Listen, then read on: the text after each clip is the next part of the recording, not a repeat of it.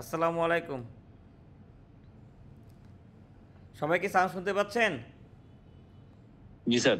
আচ্ছা, তাহলে জি বিসমিল্লাহ স্যার। করে আমাদের কোর্স শুরু জি করি। স্যার, আজকে শোনা হচ্ছে যাচ্ছে। প্রথম ক্লাস। সবার কাছে একটা রিকোয়েস্ট, আমি দু একজনের ছবি দেখতেছি তারা আগেও ক্লাস করছেন, তাহলে তাদের কাছে রিকোয়েস্ট হলো আপনারা সব কিছু ভুলে যাবেন। আর যারা আছেন তারাও কি, যদি কিছু জানেন তাহলে কি করবেন, ভুলে যাবেন। আমরা একেবারে শূন্য থেকে শুরু করব। আর এই আপনাদের ব্যাচটা হচ্ছে একটি স্পেশাল ব্যাচ, যেহেতু আমাদের ইউটিউব চ্যানেলে 1 লাখ সাবস্ক্রাইবার হয়েছে, এই উদ্দেশ্যে আমরা ব্যাচটা আয়োজন করছি। কিন্তু এই ব্যাচে যারা ক্লাস করতেছেন কেউ যদি ওই সাবস্ক্রাইবার করে না থাকেন চ্যানেলটা, তাহলে কিন্তু ক্লাসে পরে দিয়ে দিবেন, আর কিন্তু দাবি থাকবে। কি বুঝছেন? 1 লাখ জি সাবস্ক্রাইবার স্যার। হয়েছে দেখে ক্লাস করাচ্ছি, আর আপনি যদি সাবস্ক্রাইব না করে থাকেন তাহলে কি তার দাবি থাকা উচিত না? কি বলেন? এই জি উদ্দেশ্যে স্যার। তাহলে অবশ্যই, হ্যাঁ করছি তো অবশ্যই। স্যার। এখন না মনে বলে না করে সমস্যা নেই, ক্লাসে পরে করে দিবেন। আর আরেকটা হলো, আমরা ওই আমাদের যে একটা ব্যাট থেরাপি করছিল 10 দিনের, ওই সিলেবাসটাই আমরা পুরাটা ফলো করব। হ্যাঁ, ওই সিলেবাসের কন্টিনিউ দিব, ওই ক্লাস সার্টিফিকেট দিব। আপনার থেকে টাকা নেইও নাই, আর টাকা খরচও করব না। ওই সব কিছু সফট কপি পাবেন, ঠিক আছে? কথা হলো এটাই আর কি। এটা হলো একটা, আর বোনাস হিসাবে আপনারা ভিডিওগুলি পাবেন, যাক স্পেশাল বেস তো স্পেশালি। তাহলে আমরা বিসমিল্লাহ করে শুরু করি। আর আপনাদের কাছে রিকোয়েস্ট হলো যে আপনারা যদি কেউ কিছু জানেন সব ভুলে যাবেন, আমরা আমাদের টপিকস অনুযায়ী কি আগাবো, ঠিক আছে? তাহলে এখন আপনাদের একটু আইডিয়া দিই, আমরা কিছু তো জানি না আপনাদের হোয়াটসঅ্যাপে কী কী দিচ্ছে। অবশ্যই সব দিবে, তারপরে দাঁড়ান দেখাচ্ছি আমি। যে আমাদের যে সিলেবাস, এই সিলেবাসটা হচ্ছে এরকম, আমাদের 10 দিনের একটা ব্যাট থেরাপি কোর্স আছে, এই কোর্সের সিলেবাস, ঠিক আছে? আজ রেকর্ডিং চালু করার কথা ছিল স্যার। ধন্যবাদ ভাই, চালু করছি অলরেডি, ঠিক আছে? মাঝে মাঝে মনে করাই দিবেন। এই দেখেন, এটা হলো ব্যাট থেরাপি সিলেবাস আমাদের।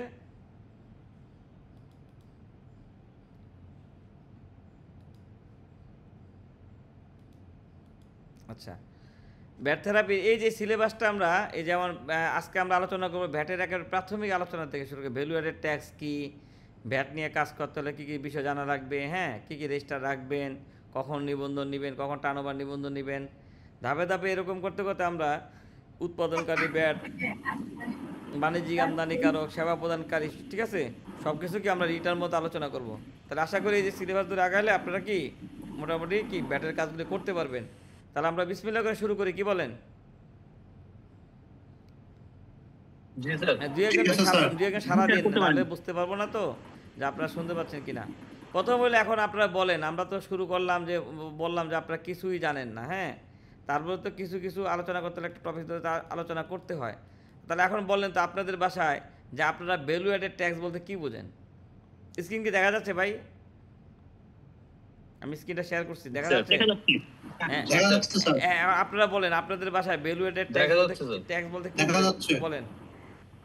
দেখা যাচ্ছে স্যার। ধন্যবাদ। বলছি ভ্যালু অ্যাডেড ট্যাক্স বলতে কী বোঝেন? মূল্য সংযোজন কর স্যার।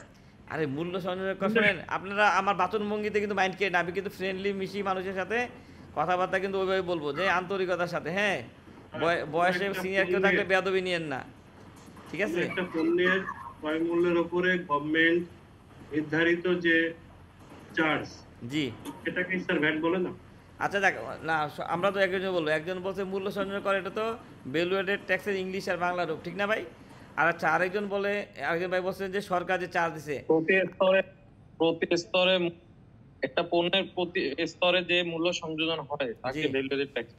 আচ্ছা, আরেক ভাই বললো যে একটা পণ্যের প্রতিটা স্তরে, তাহলে আমরা একটু সামারি করি। হ্যাঁ, জাকির স্যার, মাহবুব স্যার, রূপ স্যারের বই গেটে আমি যদি এরকম পাই, এক বই লেখা আছে একটা পণ্যের জীবন চক্র।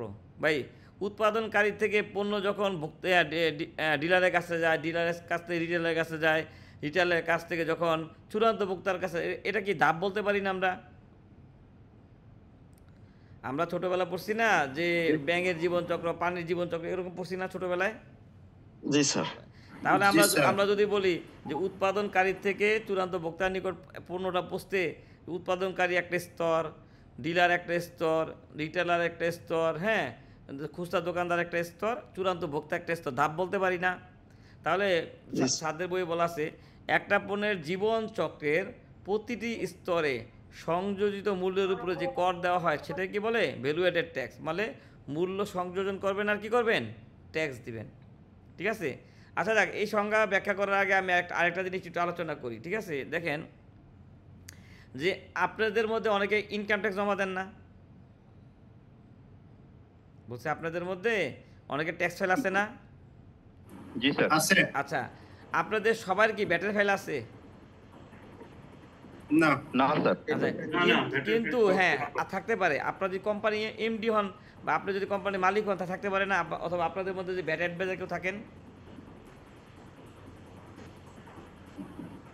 আপনাদের মধ্যে যদি অ্যাডভোকেট বা অ্যাডভাইজার কেউ থাকেন, থাকতে পারে কিনা বলেন? তাহলে আমরা একটু বুঝি। দেখেন যে একটা ঘটনা বলি, মনে করেন সকালবেলা আপনি ঘুমের থেকে উঠলেন, ঘুমের থেকে উঠে কি জগিং করতে গেলেন। এখন জগিং করে যখন বাসায় আসলেন, আসার সময় কী করলেন? বাসার জন্য বাজার করলেন। হ্যাঁ, বাজার করলেন, কাঁচা বাজার কিনলেন, তারপর মাছ কিনলেন, তারপর কি সুপার শপ থেকে কি বিভিন্ন রকম পণ্য কিনলেন। এখন বলেন যে এই যে কেনাকাটা করলেন, তারপরে বাসা থেকে আবার অফিসে গেলেন, সারাদিন আপনি দৈনন্দিন অনেক রকম অর্থনৈতিক কার্যক্রম সম্পন্ন করেন না? বলছি সারাদিন যাবৎ অনেক অনেক অর্থনৈতিক কার্যক্রম সম্পন্ন করেন কিনা বলেন? জি স্যার, করা আচ্ছা, হয়। মনে করেন আপনি যখন রিক্সা দিয়ে স্বপ্নতে ঢুকলেন, ঢুকে বাজার করলেন, তখন যখন আপনাকে বিল দেওয়ার সময় একটা কাগজ দিয়েছে, তখন দেখলেন না যে মাছ কিনছেন, মাছে ভ্যাট নাই, কিন্তু যে কসমেটিক আইটেম কিনছেন ওখানে ভ্যাট আছে, সাবান কিনছেন ভ্যাট আছে। ভাই যার ওখানে শব্দ হয় আপনি মিউটে থাকেন। হ্যাঁ, আচ্ছা, তারপরে আপনি যখন ভাবি বললো যে আমার মোবাইলে টাকা নাই, একটু রিচার্জ করে দেন, তখন দেখলেন না 100 টাকা রিচার্জ করলে ওখানে 15% ব্যাট, আবার এইচডি কাটা হয়েছে। জি স্যার, দেখেছি। হ্যাঁ, তারপরে আবার ওই যে উবারে চড়ে যখন অফিসে গেলেন, তখন ওইখানে দেখলেন না ভ্যাট কাটা হয়েছে। তাহলে এইভাবে আপনি দৈনন্দিন যত কার্যক্রম সম্পন্ন করেন, আপনি দেখবেন যে আপনার যখন এই অনেক জায়গায় তো আমরা বিলগুলি নেই না, এই জন্য ধরতে পারি না। হ্যাঁ, ফাস্টফুডের দোকানে মনে মিস্টার বেকার বা কি সুইচ থেকে একটা ফাস্টফুডের আইটেম নিলেন বা নাস্তার আইটেম নিলেন, ওইখানে কি ভ্যাট কাটে না? কাটে স্যার। তাহলে কাগজটা হাতে পাইলে আপনি বুঝতে পারছেন যে হ্যাঁ আমার বিলের সাথে কি ছিল, ভ্যাট ছিল। কিন্তু এই 6.3 না পাইলে কি আপনি বুঝতে পারছেন আপনার পণ্যের মধ্যে ভ্যাট আছে কিনা? না স্যার।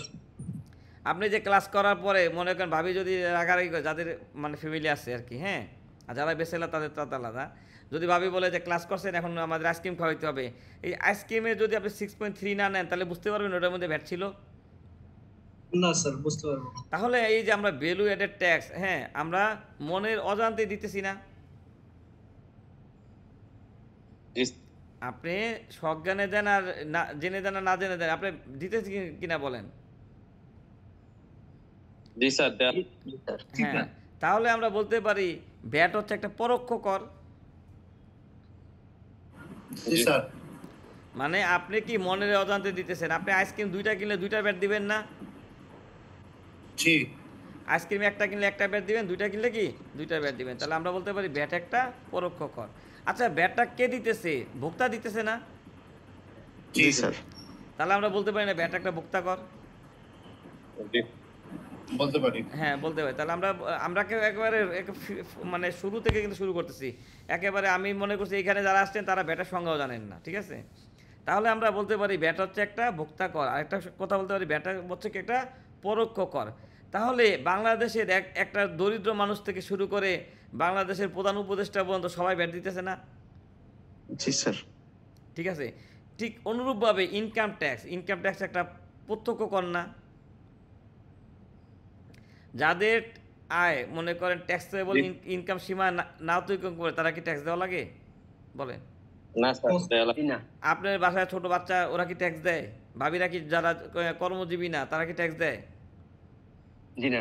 কিন্তু তারা যদি কোনো কাপড় কিনে বা কোনো খাবার কিনে বা কসমেটিক ট্যাক্স দিতে ব্যাট দিতেছে না? তাহলে আমরা বলতে পারি ব্যাট হচ্ছে একটা পরোক্ষ কর আর ট্যাক্স হচ্ছে কি একটা প্রত্যক্ষ কর। বুঝছেন তো এবার? এখন কিন্তু ব্যবসায়ীরা কি করে? আমাদের পক্ষ থেকে ব্যাটটা আদায় করে না? ব্যবসায়ীরা কি করে? আমাদের পক্ষ থেকে কি ব্যাটটা আদায় করে। তাহলে দেখেন একজন বাণিজ্যিক আমদানিকারক, খেয়াল করে ছবি কি দেখা যাচ্ছে ভাই? জি স্যার, দেখা যাচ্ছে। একজন বাণিজ্যিক আমদানিকারক মনে করেন চায়না বা আমেরিকা বা বিদেশ থেকে একটা পণ্য ইম্পোর্ট করলো, তাহলে এই যে বাংলাদেশে যখন চট্টগ্রামে আনলো, তাহলে এটাকে আমরা একটা ধাপ বলতে পারি না? স্তর। এই ইম্পোর্টার যখন ম্যানুফ্যাকচারের কাছে বিক্রি করে, এটা আরেকটা ধাপ বলতে পারি না? জি স্যার। ম্যানুফ্যাকচারার যখন হোলসেলার কাছে বিক্রি করে, হোলসেলার আবার রিটেলার, এইভাবে ধাপে ধাপে পণ্যটা বিক্রি হয় না ভাই? জি জি আচ্ছা, এটাকে আমরা এইভাবে বুঝি। এটা আমাদের সদ্য জাকির স্যারের তৈরি একটা স্লাইড দেখেন। এখন এই যে মনে করেন বিদেশ থেকে পণ্যটা আনার পরে ইম্পোর্টার তার পণ্যের মূল্য নির্ধারণ করলো 500 টাকা।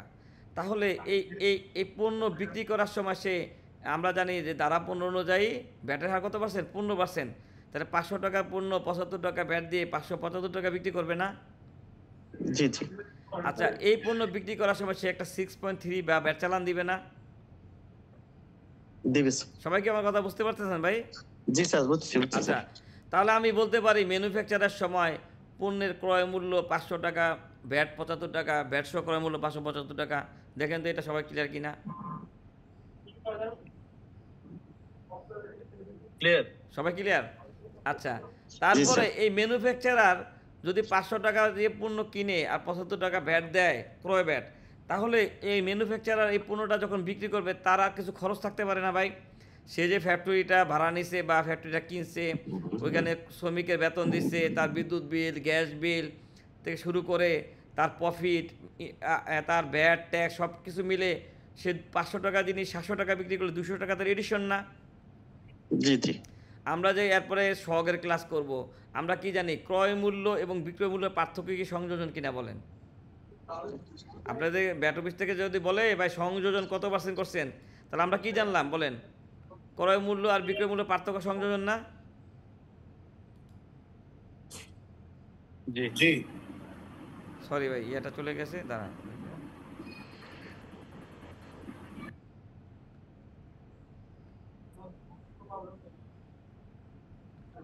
আচ্ছা, আমি একটা জিনিস টিপ দিতে যাই, এটা চলে গেছে, আমি এটা আনতেছি, একটা আমি সময় দেন। হ্যাঁ,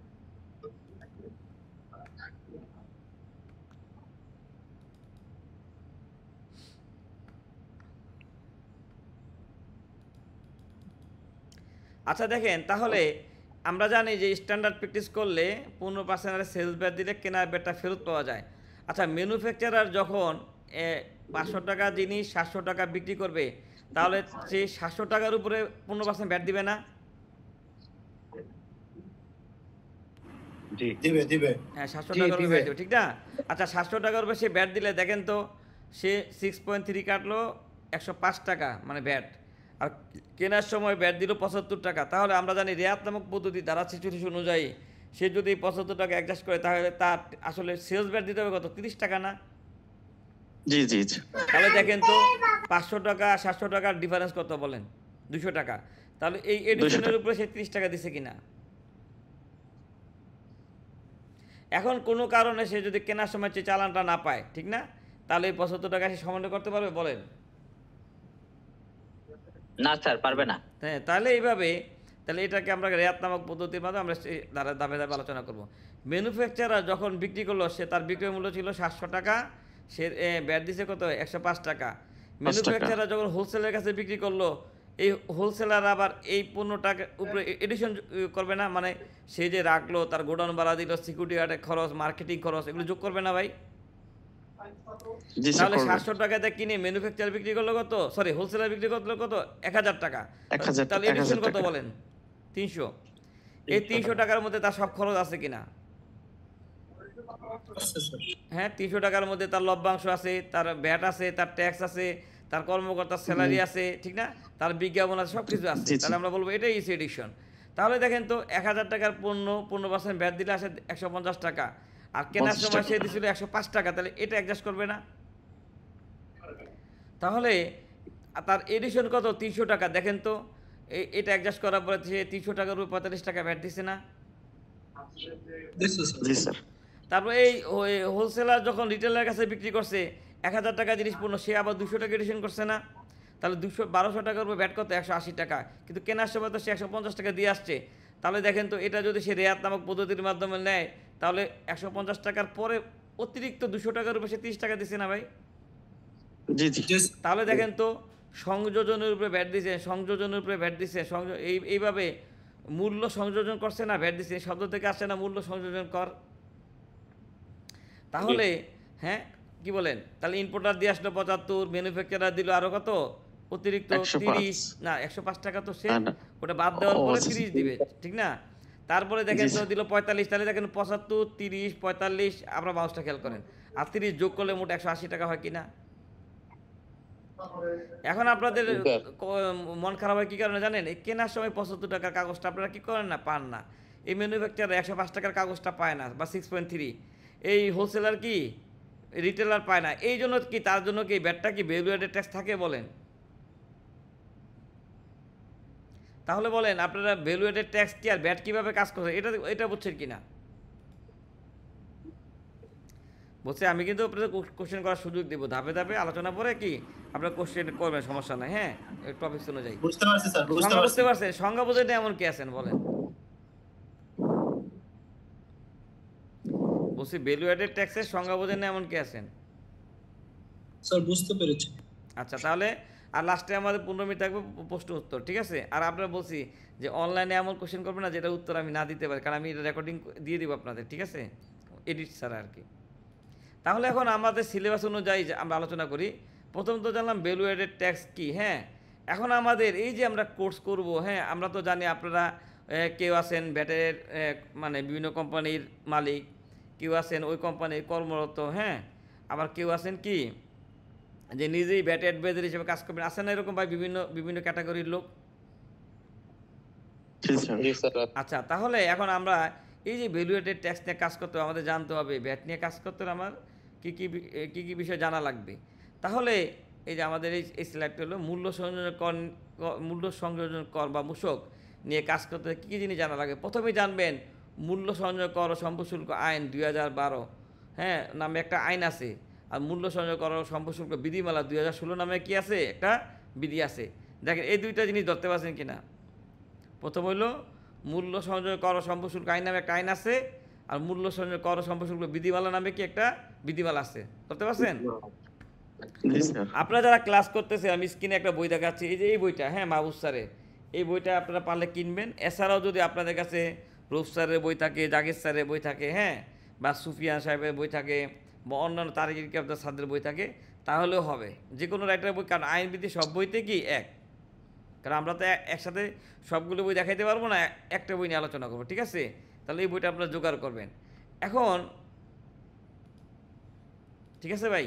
তাহলে আমরা জানলাম মূল্য সংযোগ করা সম্পদশুল্ক কি আইন নামে একটা আইন আছে। তাহলে আমরা যাদের সামনে বই আছে আপনারা বইটা বের করেন, যে কোনো রাইটারের বই, সব বইতে আইনবিধি এক।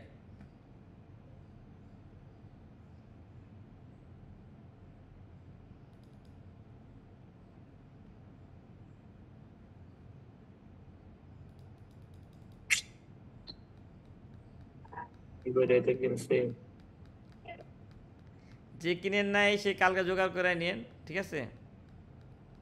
আর ভাই দেশের পরিস্থিতির জন্য ক্লাস দেরি হয়েছে, এটা আপনারা কিছু মনে করেন না, কারণ অনেক কিছুর উপর তো আমাদের হাত নাই। বিল্ডিংয়ের কিছু নিয়মকানুন আছে, আমরা যে বিল্ডিংয়ে আর কি কর্পোরেট অফিস, ঠিক আছে? এই জন্য হয়তো অনেক কিছুই আমরা চাইলেই করতে পারি না।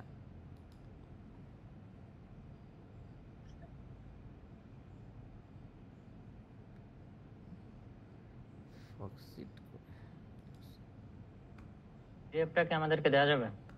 কোনো দিনই না ভাই, কারণ এটা কপিরাইটে মামলা খাবো আমি। এটা তো আমি ক্লাস করার জন্য শুধু ইয়া করছি।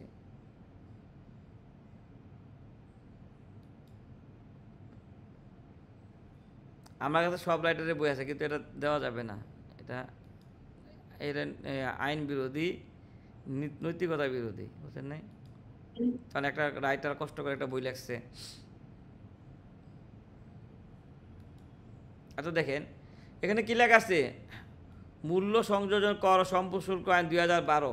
তাহলে আপনারা এই ভ্যাট নিয়ে কোনো কাজ করতে হলে কি জানতে হবে? এই একটা আইন আছে, এই যে এক, এটাকে আমরা কি ধারা বলি না? জি, স্যার।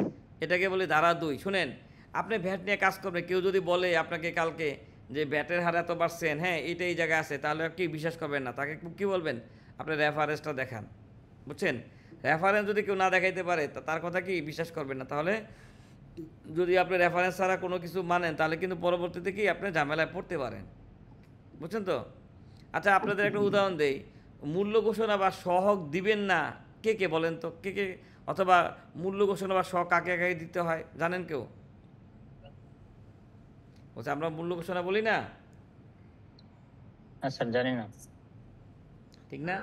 তাহলে যদি কেউ বলে যে ভাই আমি তো অব্যাহতিপ্রাপ্ত পণ্যের ব্যবসা করি, আমাকে শখ দেওয়া লাগবে, তাহলে রেফারেন্সটা জানা দরকার না? যেহেতু আমি তুললাম আমি বলে দেই, মনে করেন বিধি 21-এ বলা আছে শতভাগ রপ্তানিমুখী প্রতিষ্ঠান যদি রেয়াত না নেয় সহগ দিবে না। আর 2020 সালের 8 নম্বর ব্যাখ্যা বলা আছে সেবা প্রদানকারী রেয়াত না নিলে সহগ দিবে না। এছাড়া আর বাকি কারো কথা বলা আছে? বলেন, বলা আছে? শখটা কি এটা বুঝলাম না স্যার। আচ্ছা দেখ, আপাতত বুঝে নেন সোহাগ একটা ফর্মে একটা রিপোর্ট আর কি আমাদের বেটের বাসায়। আপনার যেহেতু নতুন ক্লাস, এখন আমি প্রথম দিন অন্যদিকে যাচ্ছি না আর কি। সোহাগ একটা আছে পণ্যের যে একটা পণ্যের দাম যে 100 টাকা, এটা কীভাবে বের করছেন, এটা কস্টিং, এটা বেটের বাসায় দিতে হয়, এটাকে আমরা সোহাগ বলি। এটা আমরা নেক্সট ক্লাস আলোচনা করবো। দেখ আপাতত এতটুকু বোঝেন, ঠিক আছে ভাই? ঠিক আছে। কারণ নাহলে আবার প্রসঙ্গ অন্যদিকে চলে যাবে। আচ্ছা দেখেন, তাহলে এই যে ধারা 1 ধারা 2 আপনাদের কাছে মাঝে মাঝে প্রশ্ন জাগে না যে আচ্ছা এই যে আমি যাহা কিনি তাহাই বেচি, আমি কি উৎপাদনকারী না ট্রেডিং, এরকম নানা কোশ্চেন জাগে না? প্রশ্ন জাগে কিনা বলেন? এই যে অনাবাসিক ব্যক্তিকে হ্যাঁ ট্যাক্সে এটা ভালো আসে, অপরাধ কি, তারপরে যে অব্যাহতিপ্রাপ্ত আমদানি কোনটা, হ্যাঁ অব্যাহতিপ্রাপ্ত সরবরাহ কোনটা, তারপর এই ধরনের কোশ্চেন জাগে কিনা বলেন? আচ্ছা আপনাদের মধ্যে যারা পুরাতন ক্লাস করছেন তারা বলবেন না, যারা নতুন তারা বলবেন। বলেন আপনাদের মধ্যে নতুন যারা, তাদের মধ্যে অ্যাকাউন্টসে জব করেন এমন কেউ আছেন? জি স্যার। আচ্ছা আপনি বলেন তো, আপনারা যে স্যালারি থেকে টিডিএস কাটেন না? স্যালারি থেকে, কর্মকর্তার বেতন থেকে এখনো কাটেন না? যাদের ট্যাক্সেবল ইনকাম আছে, কিন্তু যাদের ট্যাক্সেবল ইনকাম আছে কিন্তু বিডিএস কি কাটেন কখনো স্যালারি থেকে? না স্যার, স্যালারি থেকে বিডিএস। তাহলে এখন আপনার মনে প্রশ্ন জাগে না কেন কাটি না? স্যার এটা তো ট্যাক্সটা তো ডাইরেক্ট ট্যাক্স, আর ইনডাইরেক্ট ট্যাক্সটা তো স্যালারির সাথে রিলেটেড না। না না আমি বলি শোনেন, আমি তো সেটাই বলছি যে আমাদের কিছু কিছু জিনিস কৌতূহল হয় কিনা বলেন। হ্যাঁ স্যার, এটা তো অবশ্যই যে জানার তো কৌতূহল তো হয়, ঠিক না? যে কেন কাটি না। আমি আমার স্যারকে জিজ্ঞাসা করছিলাম, না আমি বলি শোনেন, আমি তো জব করছি, কোম্পানি নাম বললাম না, আমি আমার স্যারকে বলছিলাম যে স্যার আমি তো স্যালারিতে সবাই থেকে ট্যাক্স কাটি, কিন্তু সাপ্লাইয়ের বিল থেকে ভ্যাটও কাটি, ট্যাক্স কাটি, হ্যাঁ কিন্তু স্যালারি থেকে কেন ট্যাক্স ভ্যাট কাটি না? কোন বলছে এটা আমার স্যারে বলছে এই জন্য আমি কাটি না, কি বুঝছেন? বুঝেন নাই? তখন আমি এরকম করতে করতে উত্তরটা কিন্তু খুঁজে পাই না। ট্যাক্স হচ্ছে তো স্যার ইনকাম, আর ভ্যাট তো হচ্ছে মূল্য, কোনো পণ্য না, সেই জন্য। না এখন আমি বলি নিশ্চয়ই কোথাও না কোথাও রহস্য আছে। পরে আমাদের সদ্য জাকির স্যার, ওই যে এখন কমিশনার যে, হ্যাঁ বই লেখছে, স্যারের কাছে গেলাম, স্যারে বলছে যে আমার বইটা নাও, টেবিল থেকে বইটা নাও। স্যার তো আমাকে তুমি করে বলে, পরে নিয়ে স্যারে আমাকে এই ধারাটা দেখালো, আপনাদের দেখাই, মুসকে মুসকে হাসলো আর কি, কয় যাক অনেকদিন পরে এই কোশ্চেনটা কেউ করলো। খেয়াল করেন লেখা আছে কি, অর্থনৈতিক কার্যক্রম না ভাই? শুনেন, আপনার মনে প্রশ্ন থাকলে কিন্তু আপনি শিখতে পারবেন, বুঝছেন? এই যে আন্দোলন হলো না, আমি কিন্তু এই চান্সে ব্যাটারি বইটা আরেকবার পড়ছি, বুঝেন নাই? কারণ সুযোগ পাইছে কি আরেকবার পড়ছি। এখন দেখেন অর্থনৈতিক কার্যক্রম অর্থ কি? অর্থনৈতিক কার্যক্রম অর্থ পণ্য বা সেবা, স্থাবর সম্পত্তি সরবরাহের উদ্দেশ্যে নিয়মিত বা ধারাবাহিক কার্যক্রম। তাহলে এই নিচের কার্যক্রমগুলি অর্থনৈতিক কার্যক্রম না ভাই? কিন্তু এই যে খতে বলছে নিম্নবর্ণিত কার্যক্রম উহার অন্তর্ভুক্ত হইবে না, তাহলে এগুলি কি অর্থনৈতিক কার্যক্রম বলেন? এগুলি অর্থনৈতিক কার্যক্রম না। এর ভিতরে সরতে বলা আছে কর্মচারী কর্তৃক তার নিয়োগকর্তাকে প্রদত্ত সেবা। তাহলে বলেন কর্মচারী যদি মালিককে কোনো সার্ভিস প্রদান করে, এটা কি অর্থনৈতিক কার্যক্রম? তাহলে যেহেতু আমাদের চাকরিটাকে অর্থনৈতিক কার্যক্রমে পড়ে না, এই জন্য আমরা কি করি না, ওই চাকরিতে যে সার্ভিসটা দেয় এখানে ব্যাট কাটি না। দেখেন উত্তর পাইছেন কিনা? না না আমি আপনাকে বলছি এই কারণে, আমরা যদি সিএ অডিট রিপোর্ট জমা নেয় ব্যাট অফিসে বিডিএস কাটার জন্য, তখন দেখবেন যে বিডিএস ছাড়াও অনেক সময় প্রযোজ্য ব্যাট ধরে না, এটা যে রিপেয়ার অ্যান্ড মেনটেন্যান্সের উপরে দেন নাই কেন, বিজ্ঞাপনের উপরে দেন নাই কেন, এরকম বলে না ভাই? জি স্যার বলে এটা। তাহলে এখন স্যালারি অ্যান্ড ওয়েজেস যদি বলে, আপনি কি দিতে রাজি হবেন যে আমি ব্যাট দিব? তাহলে এখন আপনি উত্তর একটা পাইছেন কিনা বলেন, যে কর্মকর্তা প্রদত্ত সেবা কিনা অর্থনৈতিক কার্যক্রম না। আপনাদের জ্ঞাতার্থে জানাচ্ছি, প্রথম তফসিলের লাস্টে দিয়ে দেওয়া আছে ইলেকট্রিশিয়ানের সার্ভিস, প্লাম্বারের সার্ভিস, হ্যাঁ তারপরে আপনার ইলেকট্রিশিয়ান, প্লাম্বার, তার এরকম অনেকগুলি সার্ভিস আছে। এগুলি কি অর্থনৈতিক কার্যক্রম, রাজমিস্ত্রি, তাহলে কোনো রিয়েল এস্টেট কোম্পানি যদি হয় তাহলে এই সার্ভিসগুলি কিনলে ব্যাট দেওয়া লাগবে বলেন? তাহলে এইভাবে আপনাদের মনে যদি কোশ্চেন জাগে, ঠিক আছে, এই সার্ভিসটা কি, হ্যাঁ এই সংজ্ঞাটা কি, তাহলে এই কোথায় দেখবেন? মূল্য সংযোগ করা সম্পদ শুল্ক আইনের ধারা 2-তে দেখবেন, ঠিক না ভাই? কি বলেন? এটা ধারা 2 না? সংজ্ঞাগুলি কোথায় দেওয়া আছে বলেন? ডেফিনিশন 2 এর আন্ডারে হ্যাঁ, ধারা 2-এ দেওয়া আছে। তাহলে এইভাবে আরো অনেক সংজ্ঞা আছে, আমি কিছু কিছু ইশারা দিচ্ছি আপনাদের। যেমন এই যে আপিলার ট্রাইব্যুনাল কাকে বলে, হ্যাঁ দেখেন, তারা আমদানি কি করতে পারি? রিলেটেড হইলে বলেন। জি স্যার, রিলেটেড। এই যে আপনি দেখেন 6 এর ক, একটু জান উপরে 6 এর ক, হ্যাঁ 6 এর ক তে স্যার ওই যে কোন ব্যবসা, পেশা, বৃত্তি, জীবিকা উপার্জনের উপায়, স্যার এই জীবিকা উপার্জনের উপায় কি এটা চাকরির ভিতরে আচ্ছা পড়ে আমি কিনা? বলি, দেখেন কতে বলছেন না, নিম্নলিখিত কার্যক্রম অন্তর্ভুক্ত হইবে কোনো ব্যবসা, যেমন আমরা যেমন ব্যবসা করি, ঠিক না, এটা কি অর্থনৈতিক কার্যক্রম? পেশা, আপনি মনে করেন একজন শিল্পী, বুঝেন, আপনি একজন পেশাদার খেলোয়াড়, হ্যাঁ, তাহলে এটা পেশাদার খেলোয়াড় মানে বুঝেন তো, টাকা দিলে তারপর খেলতে যান, অথবা কি টাকার বিনিময়ে কাজ করেন, এটা পেশা না ভাই? জি জি। তারপরে মনে করেন বৃত্তি, বৃত্তি মানে ওই যে অনেকে আছে না যে স্বাধীনভাবে কাজ করে, জীবিকা উপার্জনের উপায়, তাহলে এখন মনে করেন এমন যেটার দ্বারা কি আপনি টাকা ইনকাম করে কি জীবিকা নির্বাহ করে, আপনার খাবার দাবারের ব্যবস্থা হয়, তাহলে এটাকে বোঝাচ্ছে। পণ্য প্রস্তুত, কোনো কিছু তৈরি করেন, মানে যে স্যার ওদিকে যাচ্ছে না, জাস্ট জীবিকা উপার্জনের পর সাপোজ আমি একটা চাকরি করি, তাহলে স্যার না না আমার চাকরিটা কি বস, জীবিকা আমি বলি, হ্যাঁ উপার্জনের উপায় হচ্ছে না? আমি বলি আপনি চাকরি করেন, কিন্তু এখানে তো আবার বলছে যে আপনি যেই মালিকের আন্ডারে চাকরি করেন, এই কারণে আপনার এটা কি অর্থনৈতিক সেবা না। কিন্তু আপনি যদি এরকম হইতো জীবিকা অর্জনের উপায় মানে কি, আপনি ওই যে মনে করেন ছোট্টখাটো একটা ব্যবসা করতেছেন, কিছু পণ্য কিনে তৈরি করে বিক্রি করছেন, এটা আপনার জন্য জীবিকা অর্জনের উপায়, আপনি কর্মচারী রাখছেন, ঠিক না ভাই? এটাই বুঝাইছে। অর্থাৎ আমি কর্মচারী হইলে আমাকে ভ্যাট দিতে হচ্ছে না, কিন্তু আমার কর্মচারী যদি আমার ব্যবসা হয় জি জি তাহলে আমার ব্যবসা থেকে ভ্যাট দিতে হবে, জি, জি। আর আমার কর্মচারী যিনি থাকবে ওনাকে ভ্যাট দিতে জি হবে। জি হ্যাঁ, এটাই বুঝাইছে, মালিক দিবে কিন্তু কর্মচারী দিবে জি না। জি। হ্যাঁ, কিন্তু কিন্তু আবার জি, স্যার, দেখেন আবার বুঝতে ব্যাপার পারছি। আছে, খেয়াল করেন। Thank you, sir. মালিক দিবে তো প্রোডাক্টের উপরে। না না বুঝি ব্যবসার- বুঝি শুনেন, বুঝেন, মনে করেন যে আমি আমার কোম্পানিতে 10 লাখ টাকা ইনকাম করলাম, কথা কথা বুঝেন, আমি আমার কোম্পানিতে 10 লাখ টাকা ইয়া করলাম, হ্যাঁ, তাহলে 10 লাখ টাকার মধ্যে যদি 6 লাখ টাকা স্যালারি দিই, তাহলে স্যালারির উপর দেওয়া লাগবে না, বুঝেন নাই? যে আমার ভ্যাট 2 জায়গায় না ভাই, ভ্যাট কিন্তু 2 জায়গায়, একটা হলো কেনার ভ্যাট আর একটা কি বেচার ভ্যাট। বিক্রির- বেচারবেন। হ্যাঁ, আমি তো 10 লাখ টাকা ফি পেলে 10 লাখ টাকা ফির উপর আমার ভ্যাট কাটতে রাখছেন আমার ক্লায়েন্ট, বুঝেন, 10 লাখ টাকা জি। আমি ইনকাম করলাম কনসালটেন্সি ফি, তাহলে 10 লাখ টাকার উপর আমার ক্লায়েন্টরা ভ্যাট কাটবে কিনা বলেন? কাটবে। কারণ এটা বিদেশের খাত, ঠিক না? কিন্তু আমি এই 10 লাখ টাকা আবার আমি খরচ করব না, এই 10 লাখ টাকার মধ্যে যেই টাকা দিয়ে আমি এন্টারটেনমেন্ট মানে নাস্তা কিনবো, নাস্তার উপরে ভ্যাট দিব না ভাই? আমি যেই টাকা দিয়ে অফিস ভাড়া দিব, ভ্যাট দেবো কিনা বলেন? কিন্তু আমি যে 6 লাখ টাকা স্যালারি দিচ্ছি ওটার ভ্যাট দেওয়া লাগবে? না, এটা এইভাবে বোঝেন, এই ভ্যাট কিন্তু 2 জায়গায়, একটা হলো কেনার ভ্যাট আর একটা কি বেচার ভ্যাট। জি জি জি, সেবার ব্যাট নয়। না সেবা ভ্যাট নয়। এখন আপনি মনে করেন আপনি 10 লাখ টাকা ইনকাম করলেন, আপনি ইনকামের উপরে ভ্যাট দিবেন, কিন্তু আপনি যখন কর্মকর্তাকে রাখলেন, পিওন রাখলেন, অফিসের স্টাফ রাখছেন, কম্পিউটার অপারেটর রাখছেন, ওদের বেতন ভ্যাট দেওয়া লাগবে, কিন্তু আপনার ইনকামের উপরে দেওয়া লাগবে, ঠিক আছে?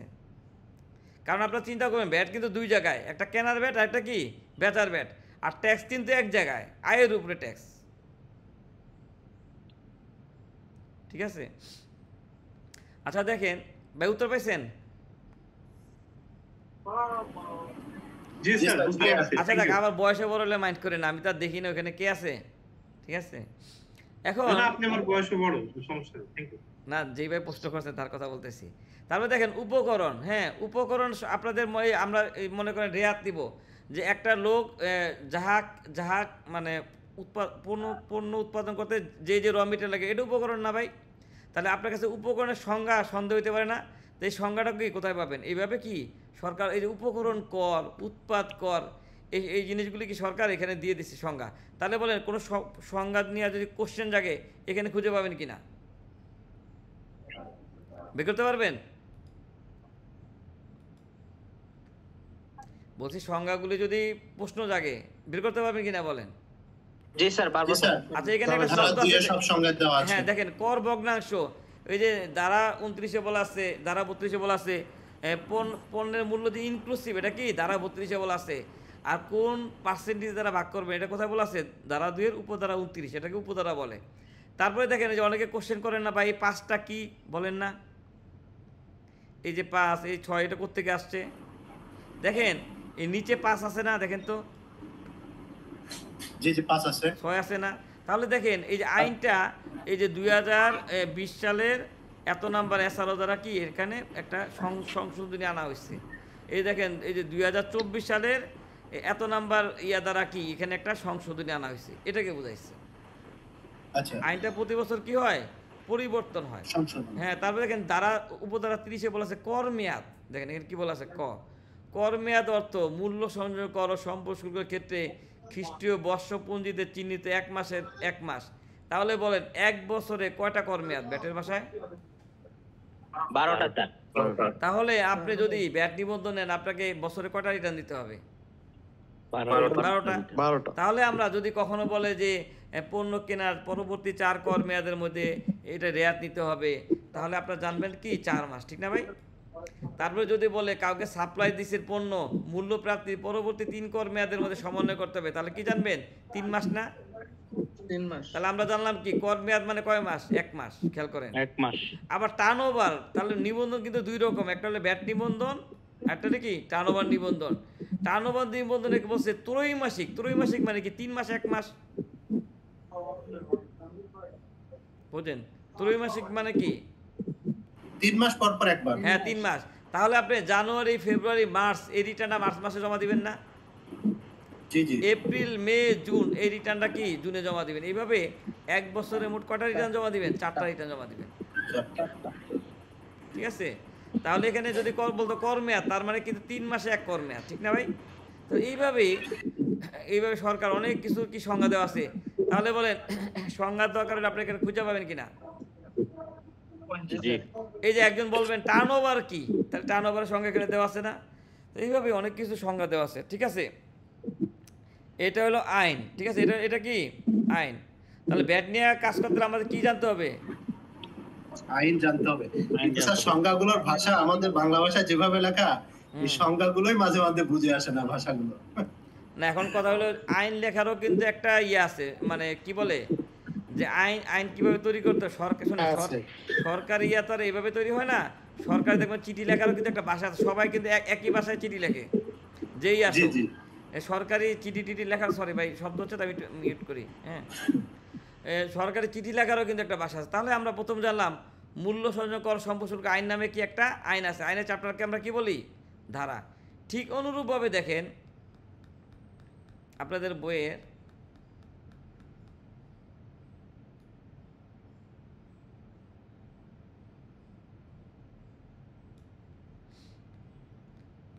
মাহবুব স্যারের বইয়ে যদি নম সংস্করণ আপনাদের হাতে থাকে আর কি, আর অন্যটা একটু পেজ এদিক সেদিক হইতে পারে, আপনারা 224 নাম্বার পেজে যান। এখানে কি লেখা আছে? মূল্য সংযোজন কর বিধিমালা। এটা কি বিধিমালা 2016। তাহলে এই দেখেন বিধিমালাও কিন্তু একটা এসআরও, খেয়াল করেন। এই প্রথম এসআরওটাই কি বিধিমালা। তাহলে এই যে বিধি চ্যাপ্টারকে আমরা কি বলি? বিধি। দেখেন এখানে কি লেখা আছে? সংক্ষিপ্ত শিরোনাম ও প্রবর্তন। এই বিধিমালা মূল্য সংযোজন কর ও সম্পদ শুল্ক বিধিমালা 2016 নামে অভিহিত হবে। তাহলে আমরা কি জানলাম?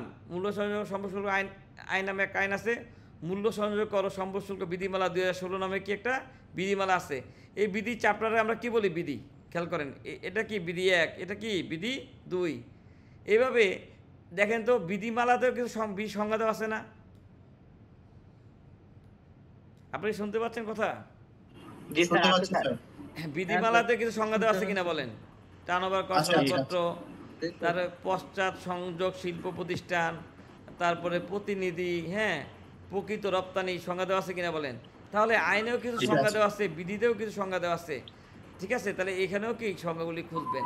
দেখছেন এই যে রাজস্ব কর্মকর্তা, হিসাব রক্ষক কর্মকর্তা, তাহলে বিধি চ্যাপ্টারকে আমরা কি বলি? বিধি।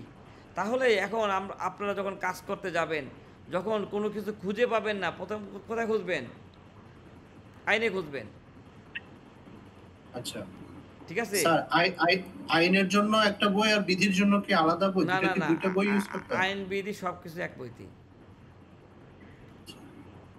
আপনারা যে জাকির স্যার মাহবুব স্যারের আমি বইটা দেখাইলাম না, ওই বইটা কিনলে ওই বইয়ের মধ্যে আইন বিধি এছাড়া সব পেয়ে যাবেন।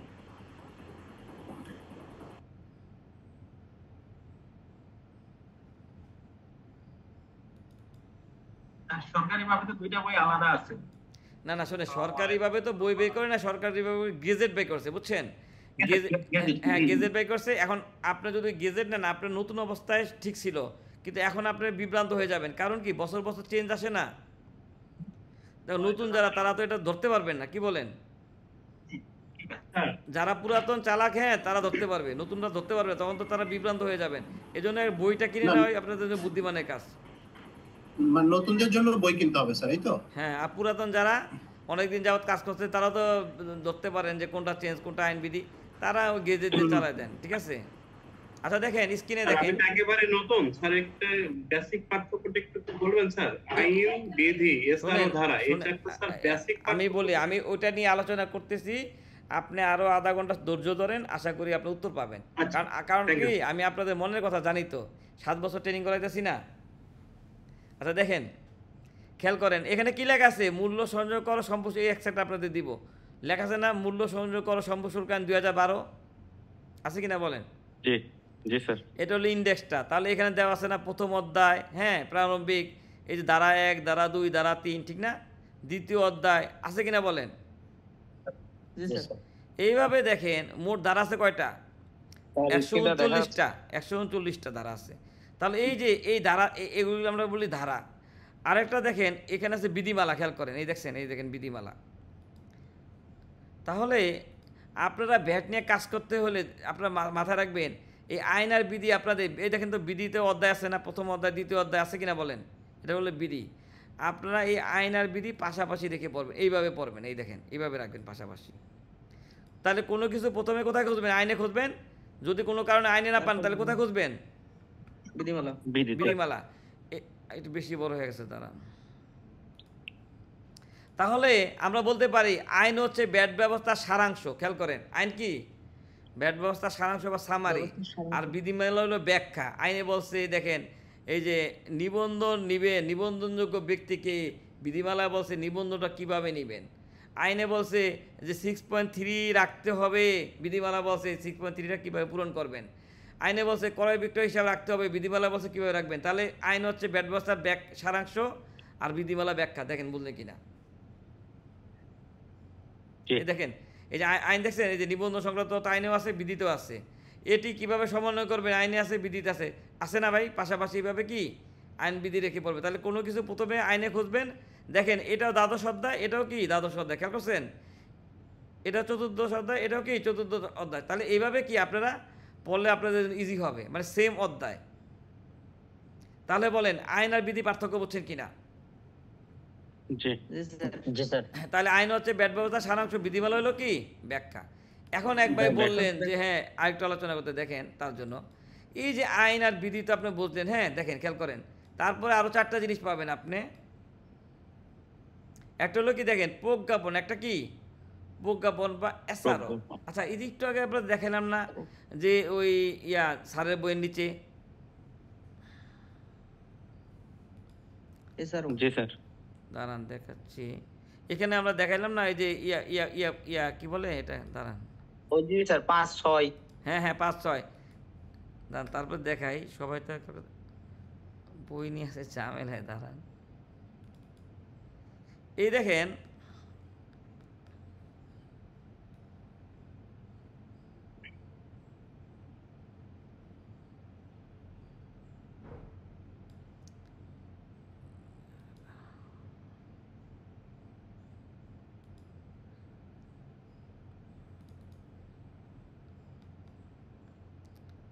আচ্ছা, এই যে বইয়ের নিচে আমরা বলছিলাম না, এই যে 3 এগুলো দেওয়া থাকে না, কি লেখা আছে দেখতেন, দেখেন তো, এসআরও 142 এভাবে লেখা আছে না, আইন 2020। তাহলে এইভাবেই দেখেন তো, এসআরও দ্বারা বিভিন্ন পরিবর্তন আছে না,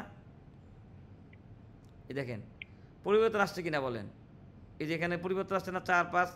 তাহলে আমরা বলতে পারি সরকার কি করে, এই যে আইন বিধি পাবলিশ করলো, হ্যাঁ প্রথমে সরকার কি আইন জাতীয় সংসদে আইনটা পাবলিশ হলো, তাহলে এই আইন অনুযায়ী ভ্যাট ব্যবস্থা চলবে। আইনের একটা জায়গায় বলা আছে, বিধির উপরে লেখা আছে দেখবেন যে এই যে এখানে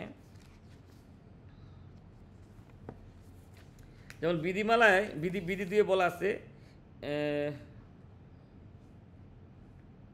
এই যে বিধি মূল্য সংযোজন কর সম্প্রশুল্ক আইন 2012 ধারা 135 প্রদত্ত ক্ষমতা বলে জাতীয় রাজস্ব বোর্ড নিম্নরূপ বিধিমালা প্রণয়ন করিল। এই যে জায়গায় বলা আছে, তার মানে আইনের 135 বলা ছিল যে জাতীয় রাজস্ব বোর্ড চাইলে বিধিমালা জারি করিতে পারিবে।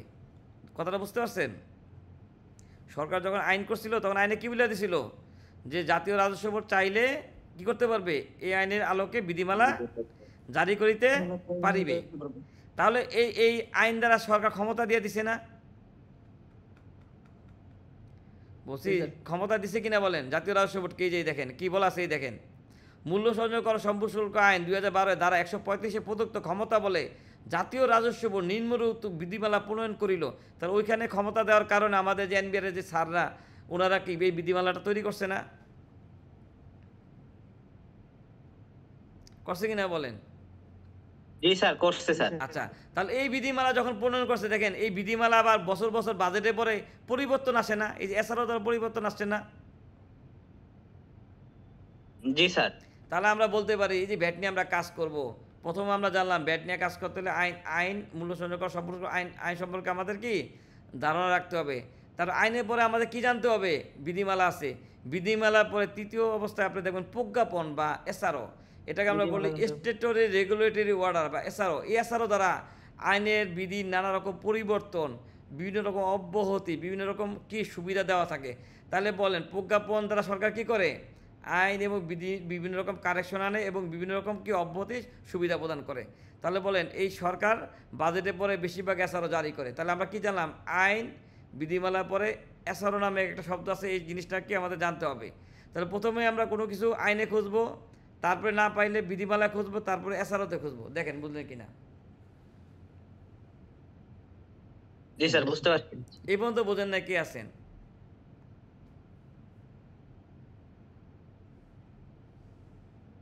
শোনেন ভাই, ব্যাটটা অনেক জটিল জিনিস বুঝছেন, এমন কষ্ট হবে একটু নতুন অবস্থা হইলে। তাহলে আমরা প্রথমে কি জানলাম, মূল্য সংযোজন কর সম্প্রশুল্ক আইন নামে একটা আইন আছে, মূল্য সংযোজন কর সম্প্রশুল্ক বিধিমালা 2016 নামে কি একটা বিধিমালা আছে। তারপর আমরা পেলাম প্রজ্ঞাপন বা এসআরও, ইংলিশে বলে স্ট্যাটুটরি রেগুলেটরি অর্ডার। ঠিক আছে, আমরা কোনো কিছু আইন বিধিতে খুঁজে না পারলে এসআরওতে দেখবো। এসআরও দ্বারা সরকার আইন বিধির নানা রকম পরিবর্তন, পরিবর্জন, সংযোজন, বিয়োজন, বাতিল এগুলি করে। ঠিক আছে, এবং বিভিন্ন রকম এসআরও কি অব্যাহতির সুবিধা জারি করে।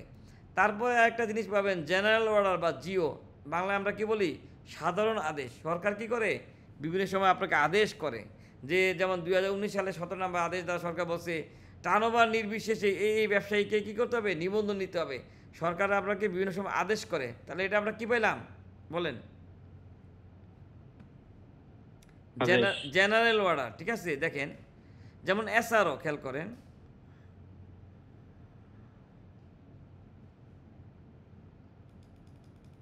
দেখেন এই যে এসআরও দ্বারা স্ক্রিন কি দেখা যাচ্ছে ভাই? আমার ফোনটা ম্যাগের কারণে ভেঙে যায়, ডেস্কটপ না তো।